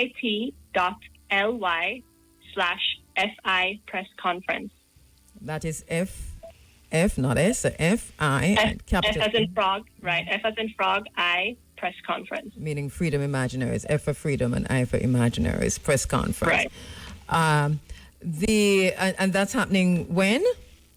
Tomorrow at 10:30 a.m. At 10:30 a.m. And if you didn't get the website, can you just Google Freedom Imaginaries or go to Facebook Freedom Imaginaries and get into the press conference? Yes, we will put it up on our website and on our social media channels. You can just Google Freedom Imaginaries. And as I said, it's a space for solidarity and enlightened dialogue as we try to find a solution that meets, the many different interests at play with what is a displacement crisis. And talking about solidarity, and I'm sure we'll hear much more tomorrow, for those who are listening now who are as outraged and just disgusted by it all, who want to see a change and want to be part of that change, what can we do in the meantime? I think, it starts with conversations, and it starts with, frontline communities such as Portland. I think there's a role to play. Even something like, one of the issues I'm having is getting a justice of the peace to sign documents in urgent cases, or just getting information on the ground about what is happening. If we have, civil society and persons engaged on this issue, I think we would be in a much better position to provide a response that as I said, strikes a balance between what the government is saying is its concerns and what communities are also saying what their concerns are, and the human rights of Haitians in mobility. And I'm confident we can come to that kind of shared understanding and solution if we have that dialogue and consultation.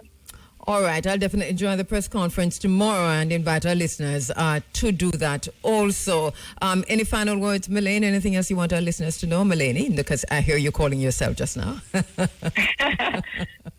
Just to say that, I'm hopeful, and just to let us be better. Let us meet the moment of crisis. Mm-hmm. Let us show the region how enlightened decision-making and rights-based approaches can result in more effective solutions. And so I would hope that we can engage around those principles and ideals. All right. Thank you so much, my sister. Great work as usual, and we support you 100%. Let us know what we can do in this space. Thank you so much. Thanks so much, Kabu. All right. So much work to do regarding our brothers and sisters in Haiti. First of all, there has to be a whole different thinking among the Jamaican people, because there's something that's happening on the island. We're very much aware of it. And that has to do with how we view the people, our brothers and sisters in Haiti. What we think of them, how we think of them, because we have bought into the description, the definition of the people of Haiti. We've bought into that description and definition given to us by those who are brothers and sisters defeated. We've bought lock, stock, and barrel into seeing Haitians as less than human. So at the end of the day, individually, I think each and every one of us have to face ourselves in the mirror and to answer the question, what do I think about Haitians? How do I see my Haitian brothers and sisters? What do I think of Haiti? How do I see Haiti? Ask yourself that question.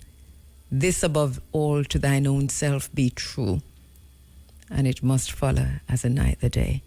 Thou canst not then be false to any man. The reason why the government of Jamaica can be rounding up Haitian asylum seekers and sending them back into the situation, that ongoing violence and just barbarism that's happening in Haiti right now. The reason why they can do this and get away with it is because they know the people, generally speaking, support this action. Special guest, former Lady President of the UNIA Kingston chapter, author and a podcaster, Valerie Dixon. Her book is called Too Black to Succeed, The FINSAC Experience. Valerie is also an educator, vice president of the International Institute for Peace through Tourism, also a lecturer and frequent contributor to the local newspapers and other publications. My sister Valerie, how are you doing? I am trying my best, Empress Kabu, to be as hale and hearty and still full of good spirit, regardless. Yeah, you're sounding good. Val, we have been talking about FINSAC I asked you the other day how long it was because I couldn't remember. And you says 25 years, you reminded 25 years. Yeah, at least once a year. Sometimes 2 years pass, but We've been on this for 25 years without let up. Yes, without let up. One of the things that you have always called for, especially in the later years, was the release of not just the archival material, but the FINSAC, the report from the Commission of Inquiry, remember? Yes. I've said in this space, I haven't seen the archival reports. I don't have any intention of going to look for them or reading them. What about you? I have no intention either, because I'm not interested in what took place within the inquiry as such. What I'm interested in is seeing what our $150 million of taxpayers' money actually paid for. So by right, we are supposed to have a report to substantiate the payment to those commissioners who claimed, or it was said, that there actually was an inquiry.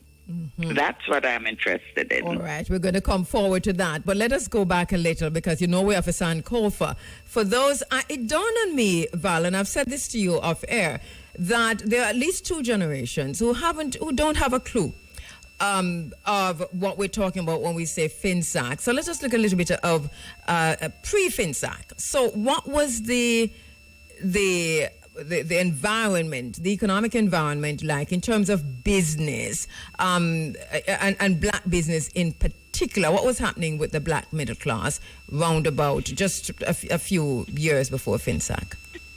You know, I keep saying this every day almost for the last 25 years. But most Jamaicans, seems to me that most Jamaicans have drank that poisoned Kool-Aid. And so they are no longer the Jamaicans that I know who have been open-minded, who have that free spirit, who have the ability to think for themselves. Now, anything that is rammed down their throat, they just swallow it, as I say, hook, line, and sinker.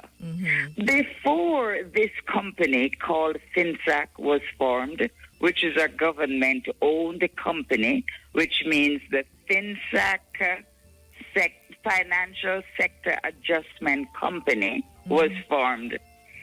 Black businesses, brown businesses, polka dot businesses, white businesses, no businesses at all had any problems with the banking and insurance system or sector. It wasn't until somebody established this company to adjust whatever they thought was necessary to adjust in the financial sector came to be. We, I would say, of the 44,000 Jamaicans, mainly black business people, who were deliberately destroyed through high, unexpected interest rates, did not have a problem, as I said. But we woke up one morning and the entire business environment was changed. It was as if the rug was pulled from under our feet, and most of us landed on our tush with our feet high up in the air.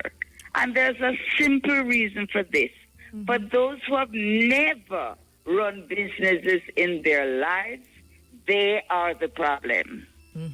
All right. They hang on there. So let me take it step by step, so that the black middle class in Jamaica emerging. There are businesses, there are people owning hotels, people owning, like yourself and your family, construction companies and other businesses, people owning banks, supermarkets, big chains, and so on. There are people, the black middle class was emerging and burgeoning. And something happened, and you're telling us that it was a change in the financial environment in terms of interest rates. Can you explain to us what happened then? What happened with the interest rates? Yes. From my perspective, I want to go back to what I consider to be the beginning, the genesis of it all. The banks and insurance companies, and I want everyone to hear this because we will now try to connect the dots. The banks and insurance companies were encouraged by the then government of P.J. Patterson with Omar Davis as finance minister to enter into the tourism industry, to be the facilitators, to build hotels and increase the rooms available because they saw the tourism industry as being the cure-all or the panacea for the Jamaican economy. So when people talk about banks leaving their core value of doing banking and entering into a totally different sector, they are not aware that they were encouraged to do so.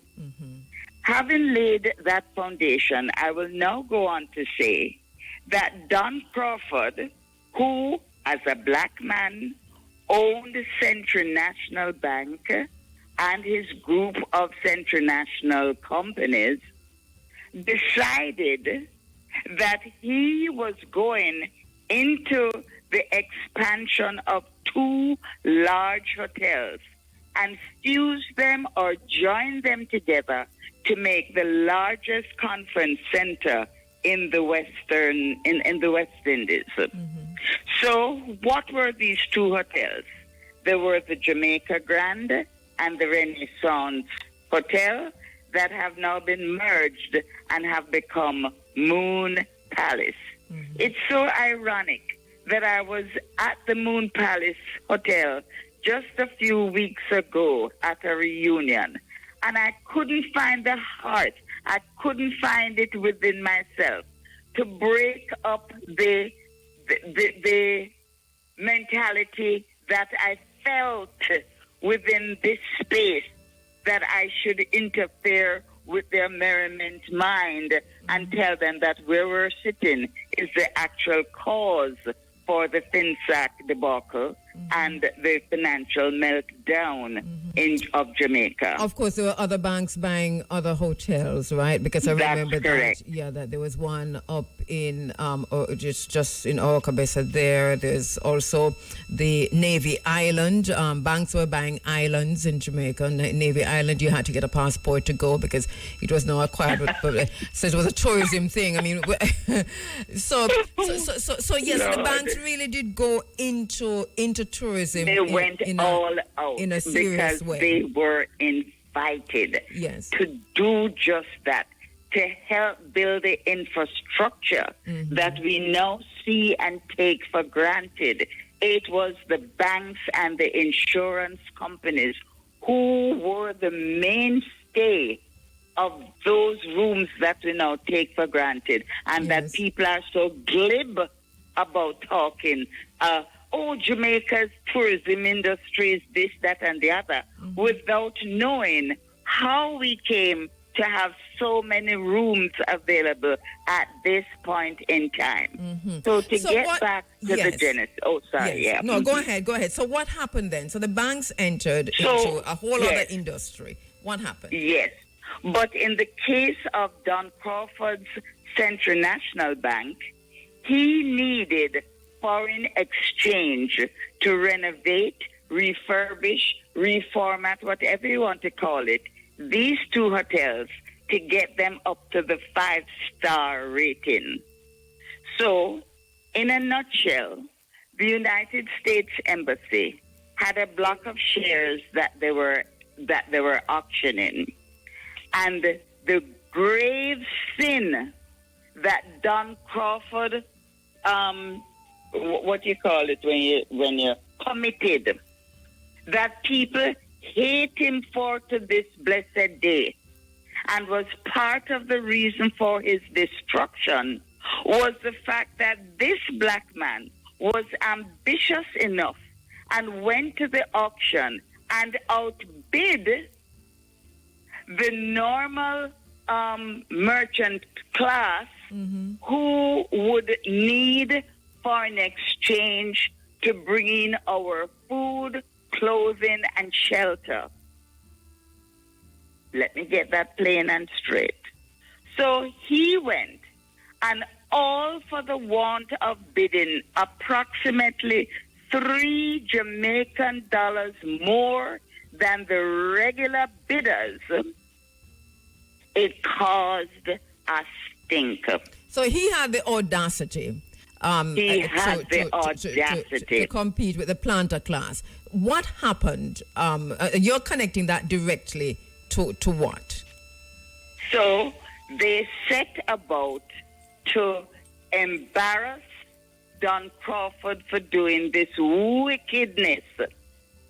So, as in my book, one of the chapters said that it was bad mind and wickedness that caused the Jamaican meltdown, financial meltdown. And you see that the government of the day, yes, the government of the day was embarrassed for more than one reason.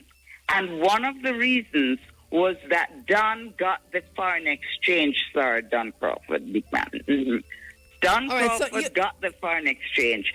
And on top of that, you can go on. I will continue. No, I'm going to come back to you because in your book, you've laid that out quite succinctly. And then also, there's an appendix C, that FINSAC, bad mind and wickedness caused the Jamaican financial meltdown. And you say, according to Mark Wignall, in an article with the above title, written in the Jamaica Observer newspaper, Thursday, May 21, 2009, and you quote, Mark Wignall says, when Omar Davies, then PNP finance minister in the 1990s, began the process of dismantling the Central National Bank, it was done immediately after the Don Crawford-run entity had bought a significant sum of US dollars at a few dollars more than the price that the official exchange rate indicated. The bank did nothing which other banks were not doing in a time when an inept PNP government was struggling with managing a market economy which it knew little or nothing about. When the sale of those dollars did not reveal the very same finance ministry was covertly dispatching agents with huge stacks of cash in the trunks of their cars to buy US dollars at prices above the official exchange rate. With blood rushing to its head, when this action was revealed, an embarrassed PNP government set about withdrawing public funds from the Central National Bank, making it publicly known, and in the process it started or triggered a run on the bank, which was seemingly designed to end its life. That, however, is a sad history for the most progressive bank existing in Jamaica at the time. And then there's also a letter that is referenced, a 2003 letter to the gleaner Don Crawford, who now reduced to an endless wave of persecution and penury and subject to arrest should he return home from Atlanta, said, and I quote, this is Don Crawford writing to the newspaper, "It is also significant to note that neither FINSAC nor the Minister of Finance had provided any account of reconciliations for the hundreds of millions of dollars of assets so far collected from the proceeds of sale of CNB Group assets, nor has there been any transparency in terms of prices negotiated and or settled, persons or entities to whom they are sold, or adjustments to the judgment claims, despite formal requests in writing, including a letter sent by senior counsel on May 17, 2001. So I read that just to back up the point you're making about how things unfolded, that article by Mark Wignall and also the letter by Don Crawford. So that you're saying, Val, set in motion or triggered what was to come. Not quite yet. There is something else. Mm-hmm. I hope that your listeners are realizing that I had to use my wits to write this book and to dig for all these evidences and research to put them as appendices, because you have some wicked people in high places in Jamaica who would tear me to shreds if I could not back up all that you have just read here by saying, hey, don't even bother look in my direction. Go find where the source them come from. So that was how I had to protect myself. And this is probably why them fling the book out as, I don't know where it land all now. It landed in our hands, Val.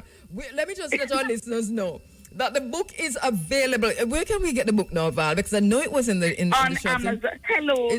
Speaking about where to get the book, yes. my dear, I have the books on consignment in a certain bookshop. The poor husband get telephone calls him for come take the book them off of the shelf. Yeah, it wouldn't understand what you have to go through when you decide that you're going to stand for something, truth, you know. To speak truth to power, let me just say to our listeners that the book is called Too Black to Succeed, the FINSAC Experience by Valerie C. Dixon. And it is available on Amazon. Why this? One of the reasons why so Val tell her story. But one of the reasons why this book, as you heard her saying, is critical for all of us to have is the appendices, because the appendices include the cases, some of the cases, interview with persons who are involved in some of the cases. Also, and I know Rita was one of them, also letters to the newspapers and articles written, for example, one written by Garfield Higgins entitled "Omar Would Have Served Jamaica Better Had He Stayed in Academia." And there's another one there in the appendix that says FINSAC. Okay, FINSAC Bad Mind, we talk about that. The Betraying of Century National Bank, that is also there. And this was written by Edward Siaga, contributor, right? Published June 2011. Then there's also Eagle Merchant Bank is Destroyed, the FINSAC Experience of an Experienced Banker and Bank Owner. There's also sources widely cited in that. There's also The Anatomy of the FINSAC Debtor, written by Claude Clark. Because Claude Clark, let's talk. You know what? Let me take a break. Because, Val, you there? Yes, I am. I took over the whole interview. But Claude Clark is Claude Clark is important. you know. Yeah, no. Val and I have been having this conversation for 25 years, you know. 25 years. This is what needs to be known. Claude Clark is important to this discussion. I was saying to somebody the other day that Highgate Foods, which used to be the Cadbury factory that Claude Clark took over, that building is now being used to make caskets. And that is make what? Caskets, coffin. Oh, my Lord. So that's a metaphor for the morbid society that we've become on the back side of FINSAC. Let me take a break. Black to Succeed, the FINSAC Experience, is online with me. Lots of our colleagues, as usual, when we discuss FINSAC over the years, Val, are writing to me, friends and colleagues, to say, be careful. We're always careful. In the same way that you have been careful in writing this book and ensuring that the appendices as detailed as it is. But Val, let me go back quickly because we can come forward to Claude Clark. I interrupted you when you were giving us what really happened. So what caused this? We heard about Century Bank. We see what happened. What happened to Don Crawford and so on. Him writing into Jamaica back and forth, and the fact that he was scheduled to be arrested if he ever entered Jamaica. But one of the things you said is that he was encouraged, he and others were encouraged to enter to this industry, the tourism industry, and so he did. But that there was a reason why there was a run on his bank. That's right. Yeah, so what's the other issue now, or other issues that are relevant to what finally happened? The other issue was that there was a shortage of foreign exchange to keep up with the pace of development of the hotel industry. So what the Bank of Jamaica did, and this is again chronicled in the book because I don't want a soul Valris say, what they did was to equip street agents. Let me repeat that. Street agents with millions of dollars, Jamaican dollars, that were placed in the trunks of their cars for them to go on the streets of Jamaica, mostly Kingston, and buy foreign exchange at a rate above the official rate. They would buy these American dollars from people who got remittances from naturally America or wherever. So they are there on the street covertly. That word means underhand or hidden, buying up dollars for the Bank of Jamaica. They were unofficially employees of DOJ. What is interesting? What's interesting about this is that, in a way, the media was reporting this, and obviously people were writing about this in the newspapers. So, hearing it now, it seems incredulous. But this is something that was people were talking about, and also in some parts of the media. There were discussions about this. In the interest of time, Val, and I know that this thing is very detailed because we've spent 4 hours. One program was all 4 hours that we spent on this. But what I want is for our listeners to understand. We still couldn't get the breakthrough with Jamaican people. Exactly, even to this minute, from what I'm seeing online. So then, long and short of it is that something happened where people who now had loans, these business people, the middle class business people. No, but quickly, before we go to the loan thing, we have to understand that one of these street agents was actually robbed of the money that he had in his trunk. And this caused a great embarrassment to the government because it signaled that they were doing something illegal and actually admitting that the dollar was actually devalued.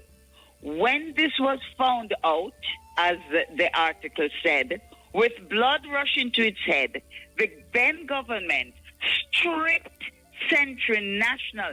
It gutted it like how you gut fish of all the public funds. And by public funds, I mean funds for PATH, funds for NHT, maybe funds for NIS, anything that was to uplift the lower classes. That money was placed in Central National, and they gutted Central National, left it empty. So, and then they had the gall to tell the public that this man who they gave so much effusive praise to, they are now throwing him under the bus by gutting his bank. And when people hear of this, it caused them to rush to Central National Bank to try and take out their monies. And it caused also a domino effect among the other local banks and insurance companies. So there is now a gap in the financial sector with most people rushing home to put their monies under their mattresses. So it is this hole in the economy that Omar Davis found a very unique way to fill. He filled it by inviting cash-rich Jamaicans, whether it was new money you have or old money from the reparations the planter class got. He invited them to bring in these new monies, old monies, all kind of funny money to him. And the incentive was to give them way above the normal interest rate. All right. So Omar Davis at the time, this was a decision taken by the Minister of Finance, and we're talking about Omar Davis within his capacity as a Minister of Finance. So this is coming through the Ministry of Finance. So people were now encouraged to, and to what end? So who were some of the people? Were you one of those people who went in? We were the people, the employers, those business people who created employment.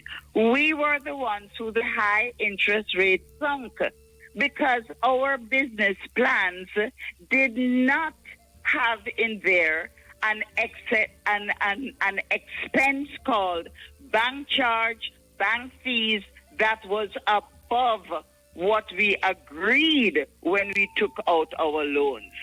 Mm-hmm. So you take out a loan and it is fixed so that you can then set your business to say, I need to make X amount of gross profit so that I can pay light, water, wage, salary, cleaning lady, bank charge, bank service fees, and everything that your business needs to operate. And when you take out those expenses, you're left with your net profit. So that the existing businesses didn't budget for the adjustment then.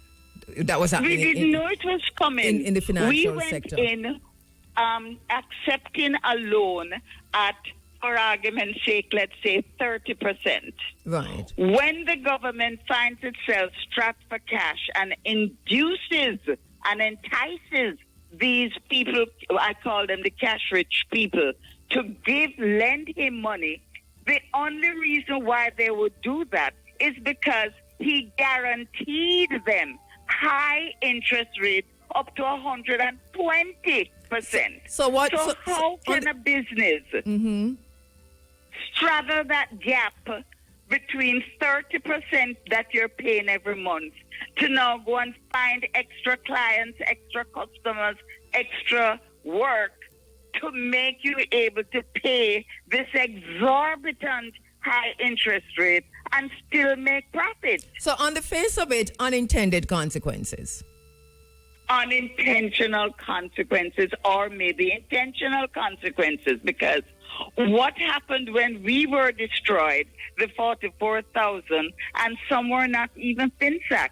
They just had titles for safekeeping at the bank for whatever the reason. And when we were destroyed, it left a big gap in the economy again, and in walked the Chinese to replace those of us who were destroyed. How many everything businesses is connected? Yes, we're talking everything 44. is connected. 44. Everything is 44,000. 44,000 mainly black entrepreneurs. What happened to them? I know in my family's case, there is no way that we could have managed to pay overdraft interest rate of over 120%. And here is the illegality in my mind of that. An overdraft is something that you are granted by the bank. They decide whether they will give you an overdraft, which is really a loan over and above what you're entitled to borrow. They are the ones who give that to you. So when they turn around now and charge you this exorbitant interest rate, how in the name of thy kingdom come can you overnight, you're not given any notice, not even 3 months to say, look here, Dixon, go look new client because we are Commodore. Hell of an interest rate there. And so that many businesses folded, many businesses flopped, many businesses folded. Many people went out of business. And businesses that were 100 years old. Yes. We were told we were bad debtors because we don't know how to run business. Some were 50 years old. In our case, we were well over 20 years old. And suddenly, overnight, we can't run business. Dr. Paul Chen Young, yes, who learned business from in his mother's womb because they were shopkeepers, suddenly is a bad debtor who don't know how to run business. And you who put us in this position, you have never had to find a pay bill on a Friday evening and wondering where it is coming from. I think you sit in academia all your life and collect a salary. And now you have pension coming from the crown. And this is what you do to your own black people who are trying for upward mobility, economically, spiritually, whatever other there still has to be and needs to be, even to this day, because I've heard both sides over the years. We've had many discussions in this space over the years of both sides of the coin on this. And that the hurt and the pain that many commit. There's some who committed suicide. There are people, business people who could not take it and killed themselves. This happened. There are persons who went mad. People went crazy. There are people, and if you read Valerie's book, her story is well told in terms of how you were literally pushed out of your home in Mandeville. You write about how you sat and you cried, and at the very last, when you walked out of the house, I think you had clothes in your hand. Your lovely home. Not me have clothes in my hand. The man who pushed me out of my house, hands up my clothes. There you go. And so that just the way people were treated inhumanely, and without any kind of reparations. Without any kind of apology, with people still today digging in their heels to say it was a good thing that it saved the financial sector. But many people... That is not true. So many people suffered. FINSAC did not carry out its mandate, which was to return businesses to being viable. Paul Chen Young states that very clearly in the appendix that I put in there, that FINSAC failed to carry out its mandate.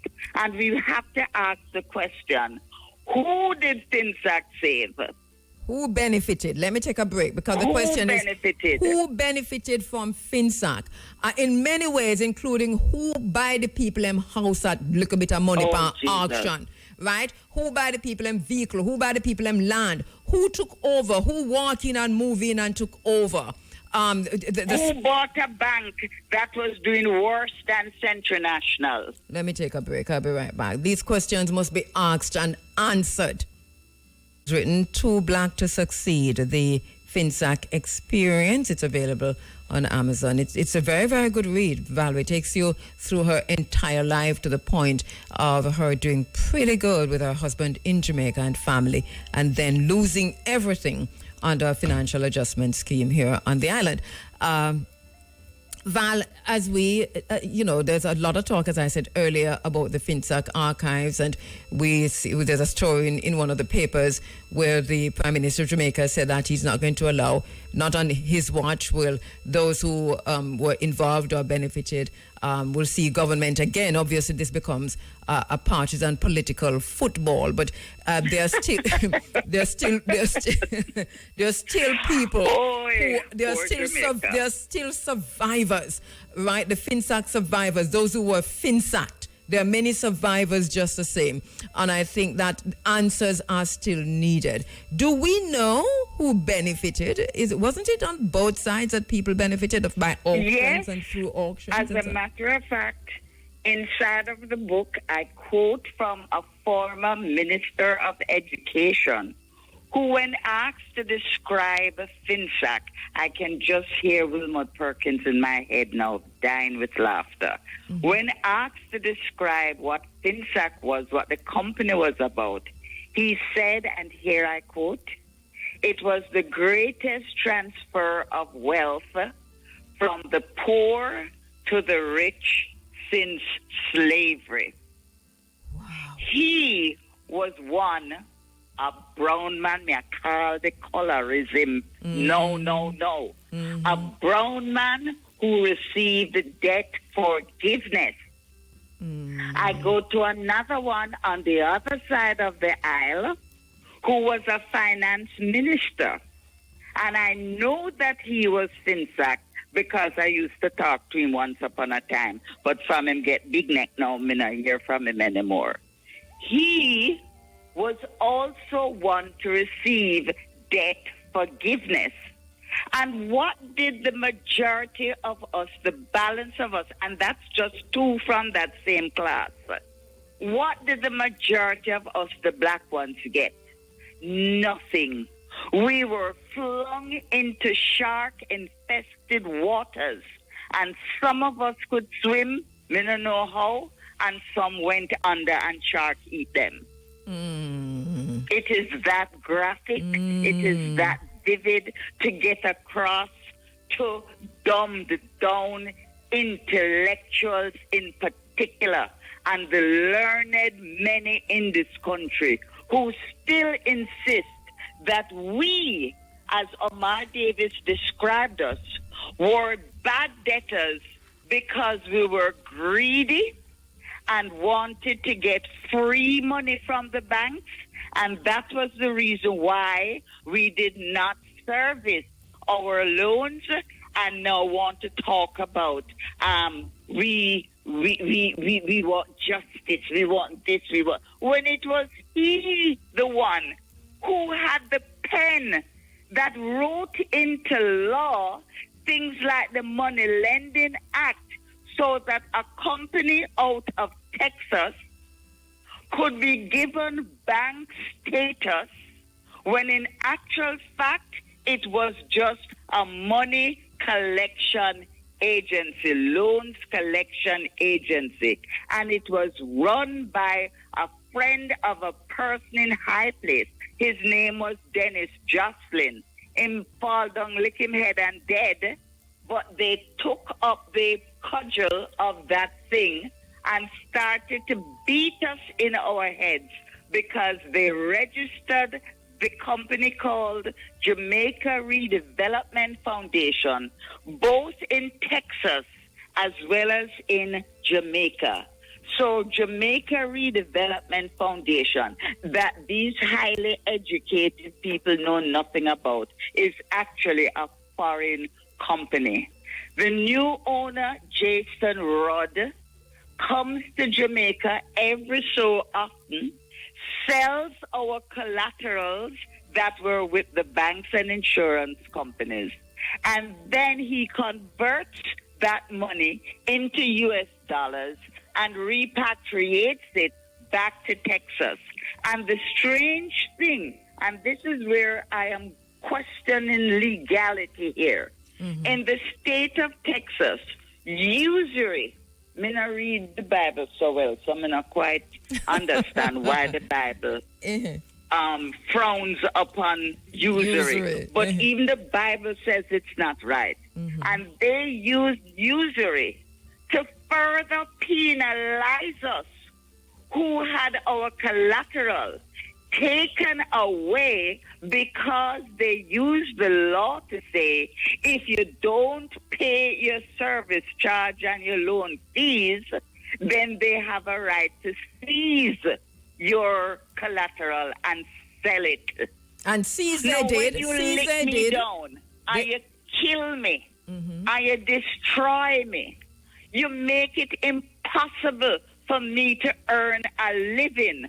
What am I going to use to pay for service charge, bank charge, discharge, plus electricity, telephone, salaries, wages, you name the expenses?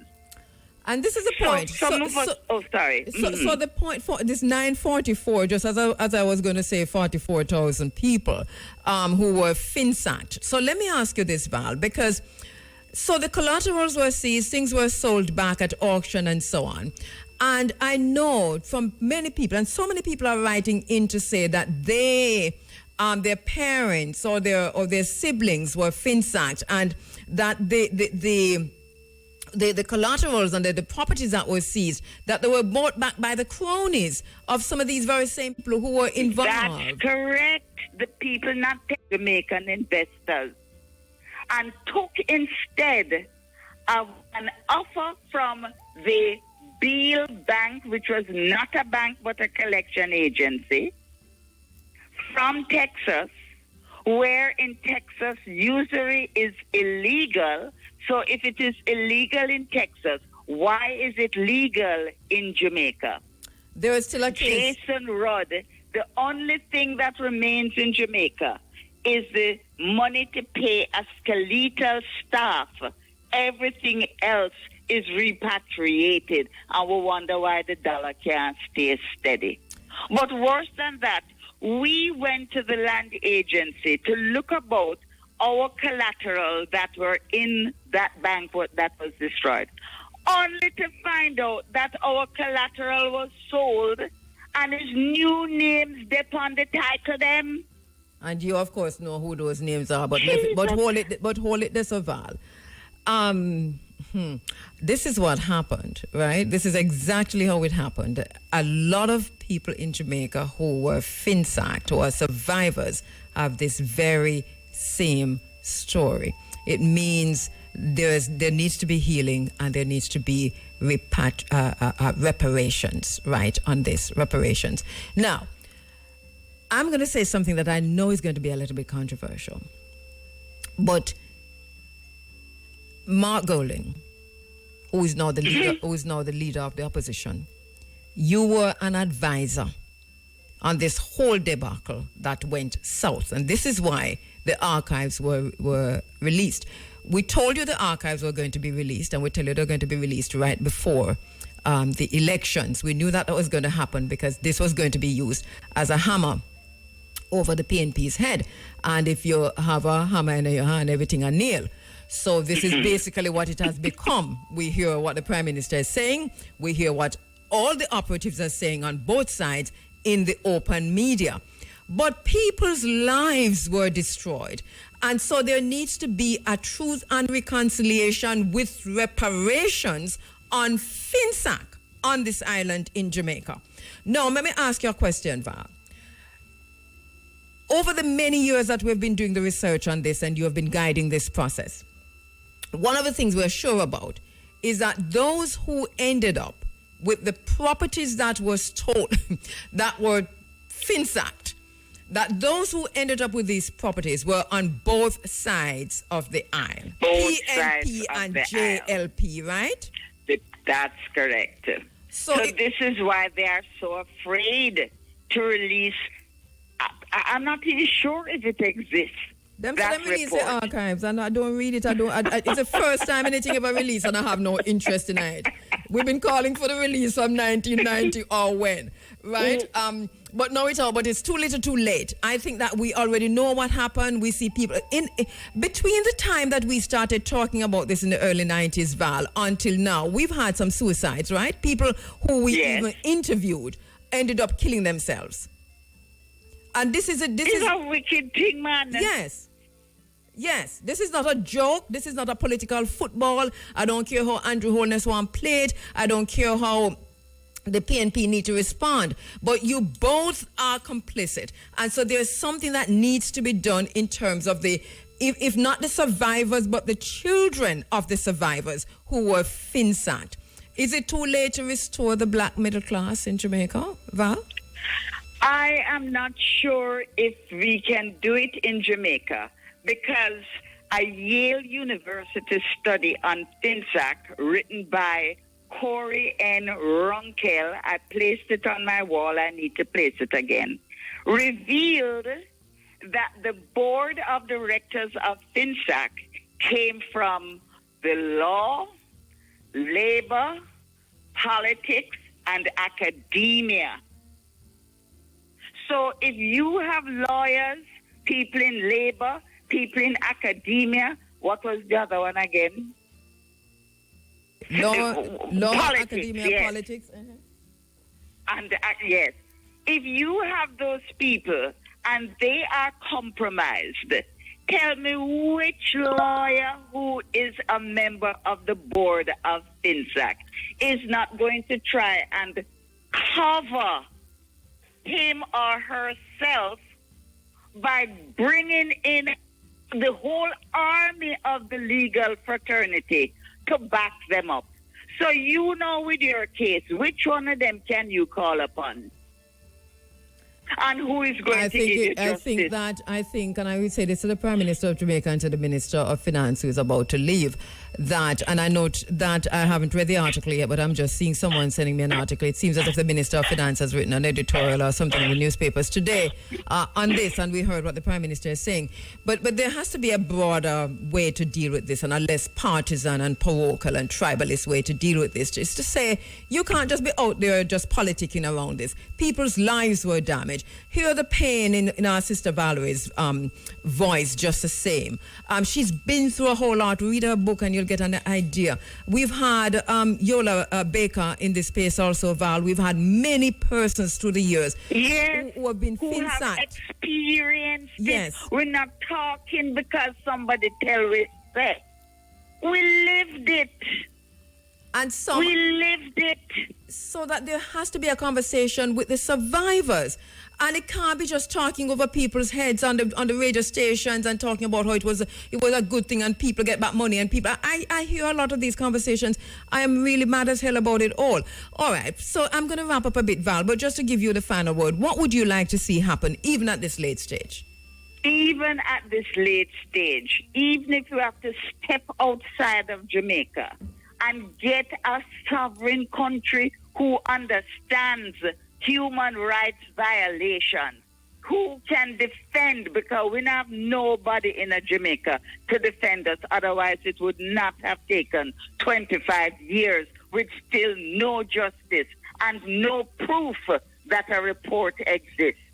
So I don't know where out there in the ether we can find people, whether international, national, or wherever, who are the people who hears me bleating like a wounded sheep and can say, Lord, make we stem her hemorrhage now. She bleed enough.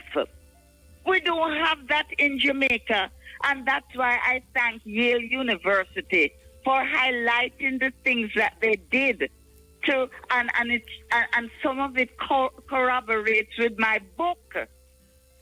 So if they out there can see it, and you have lawyers and doctors and professionals in this country telling me rubbish that P.J. Patterson wanted to save poor people's money, and that's why he set up FINSAC. That, of course, is one of the arguments, and that is from the other side. But at the same time, as we have been saying all morning, that there have been victims, there have been survivors, and there are children of survivors still alive. It seems to me as if there has to be a bigger conversation. That conversation must include a truth and reconciliation and also repairing the damage. Valerie, you had a construction company, successful construction company with your husband, and that fell apart. You write about that in the book, and others who had other companies, banks, and even hotels that fell apart. Val, I want to thank you so much. You are so very, very welcome. Yeah. Thank you for being there. Yes, so you many are years. so very... To allow me this little vent this morning, because I tell you, it's not easy. No, living, I know. Yes, it cannot be easy. And to think of my friends, some of who are highly educated people who cannot see the injustice that was established by a government, who claim that they were helping poor people, when in actual fact it's the very opposite. We have to take off the tribalist lens. Yes, go ahead. Yes, final word. When you take wealth from the poor to give the rich, the poor don't want wealth so that them can move upwardly and become mobile in terms of success and riches and spirituality and live free. Why you feel that poor people don't want wealth, so you must always take it from them and give to the rich? That is the reason why my book is titled the way it is. We are perceived as being too black to succeed. So then teeth everything from we. Val, we're leaving it right there. The struggle continues. A luta continua, a victoria is certain. Yeah, victory is certain. Thank you, my sister. Sure. Valerie You're so very Dixon. welcome. Thank you. This is for pennies. My black and proud father did not give up, but his business was greatly affected. And I have many, many, many notes like this. Can't talk about prosperity until we talk about this. Destruction of the poor is their poverty.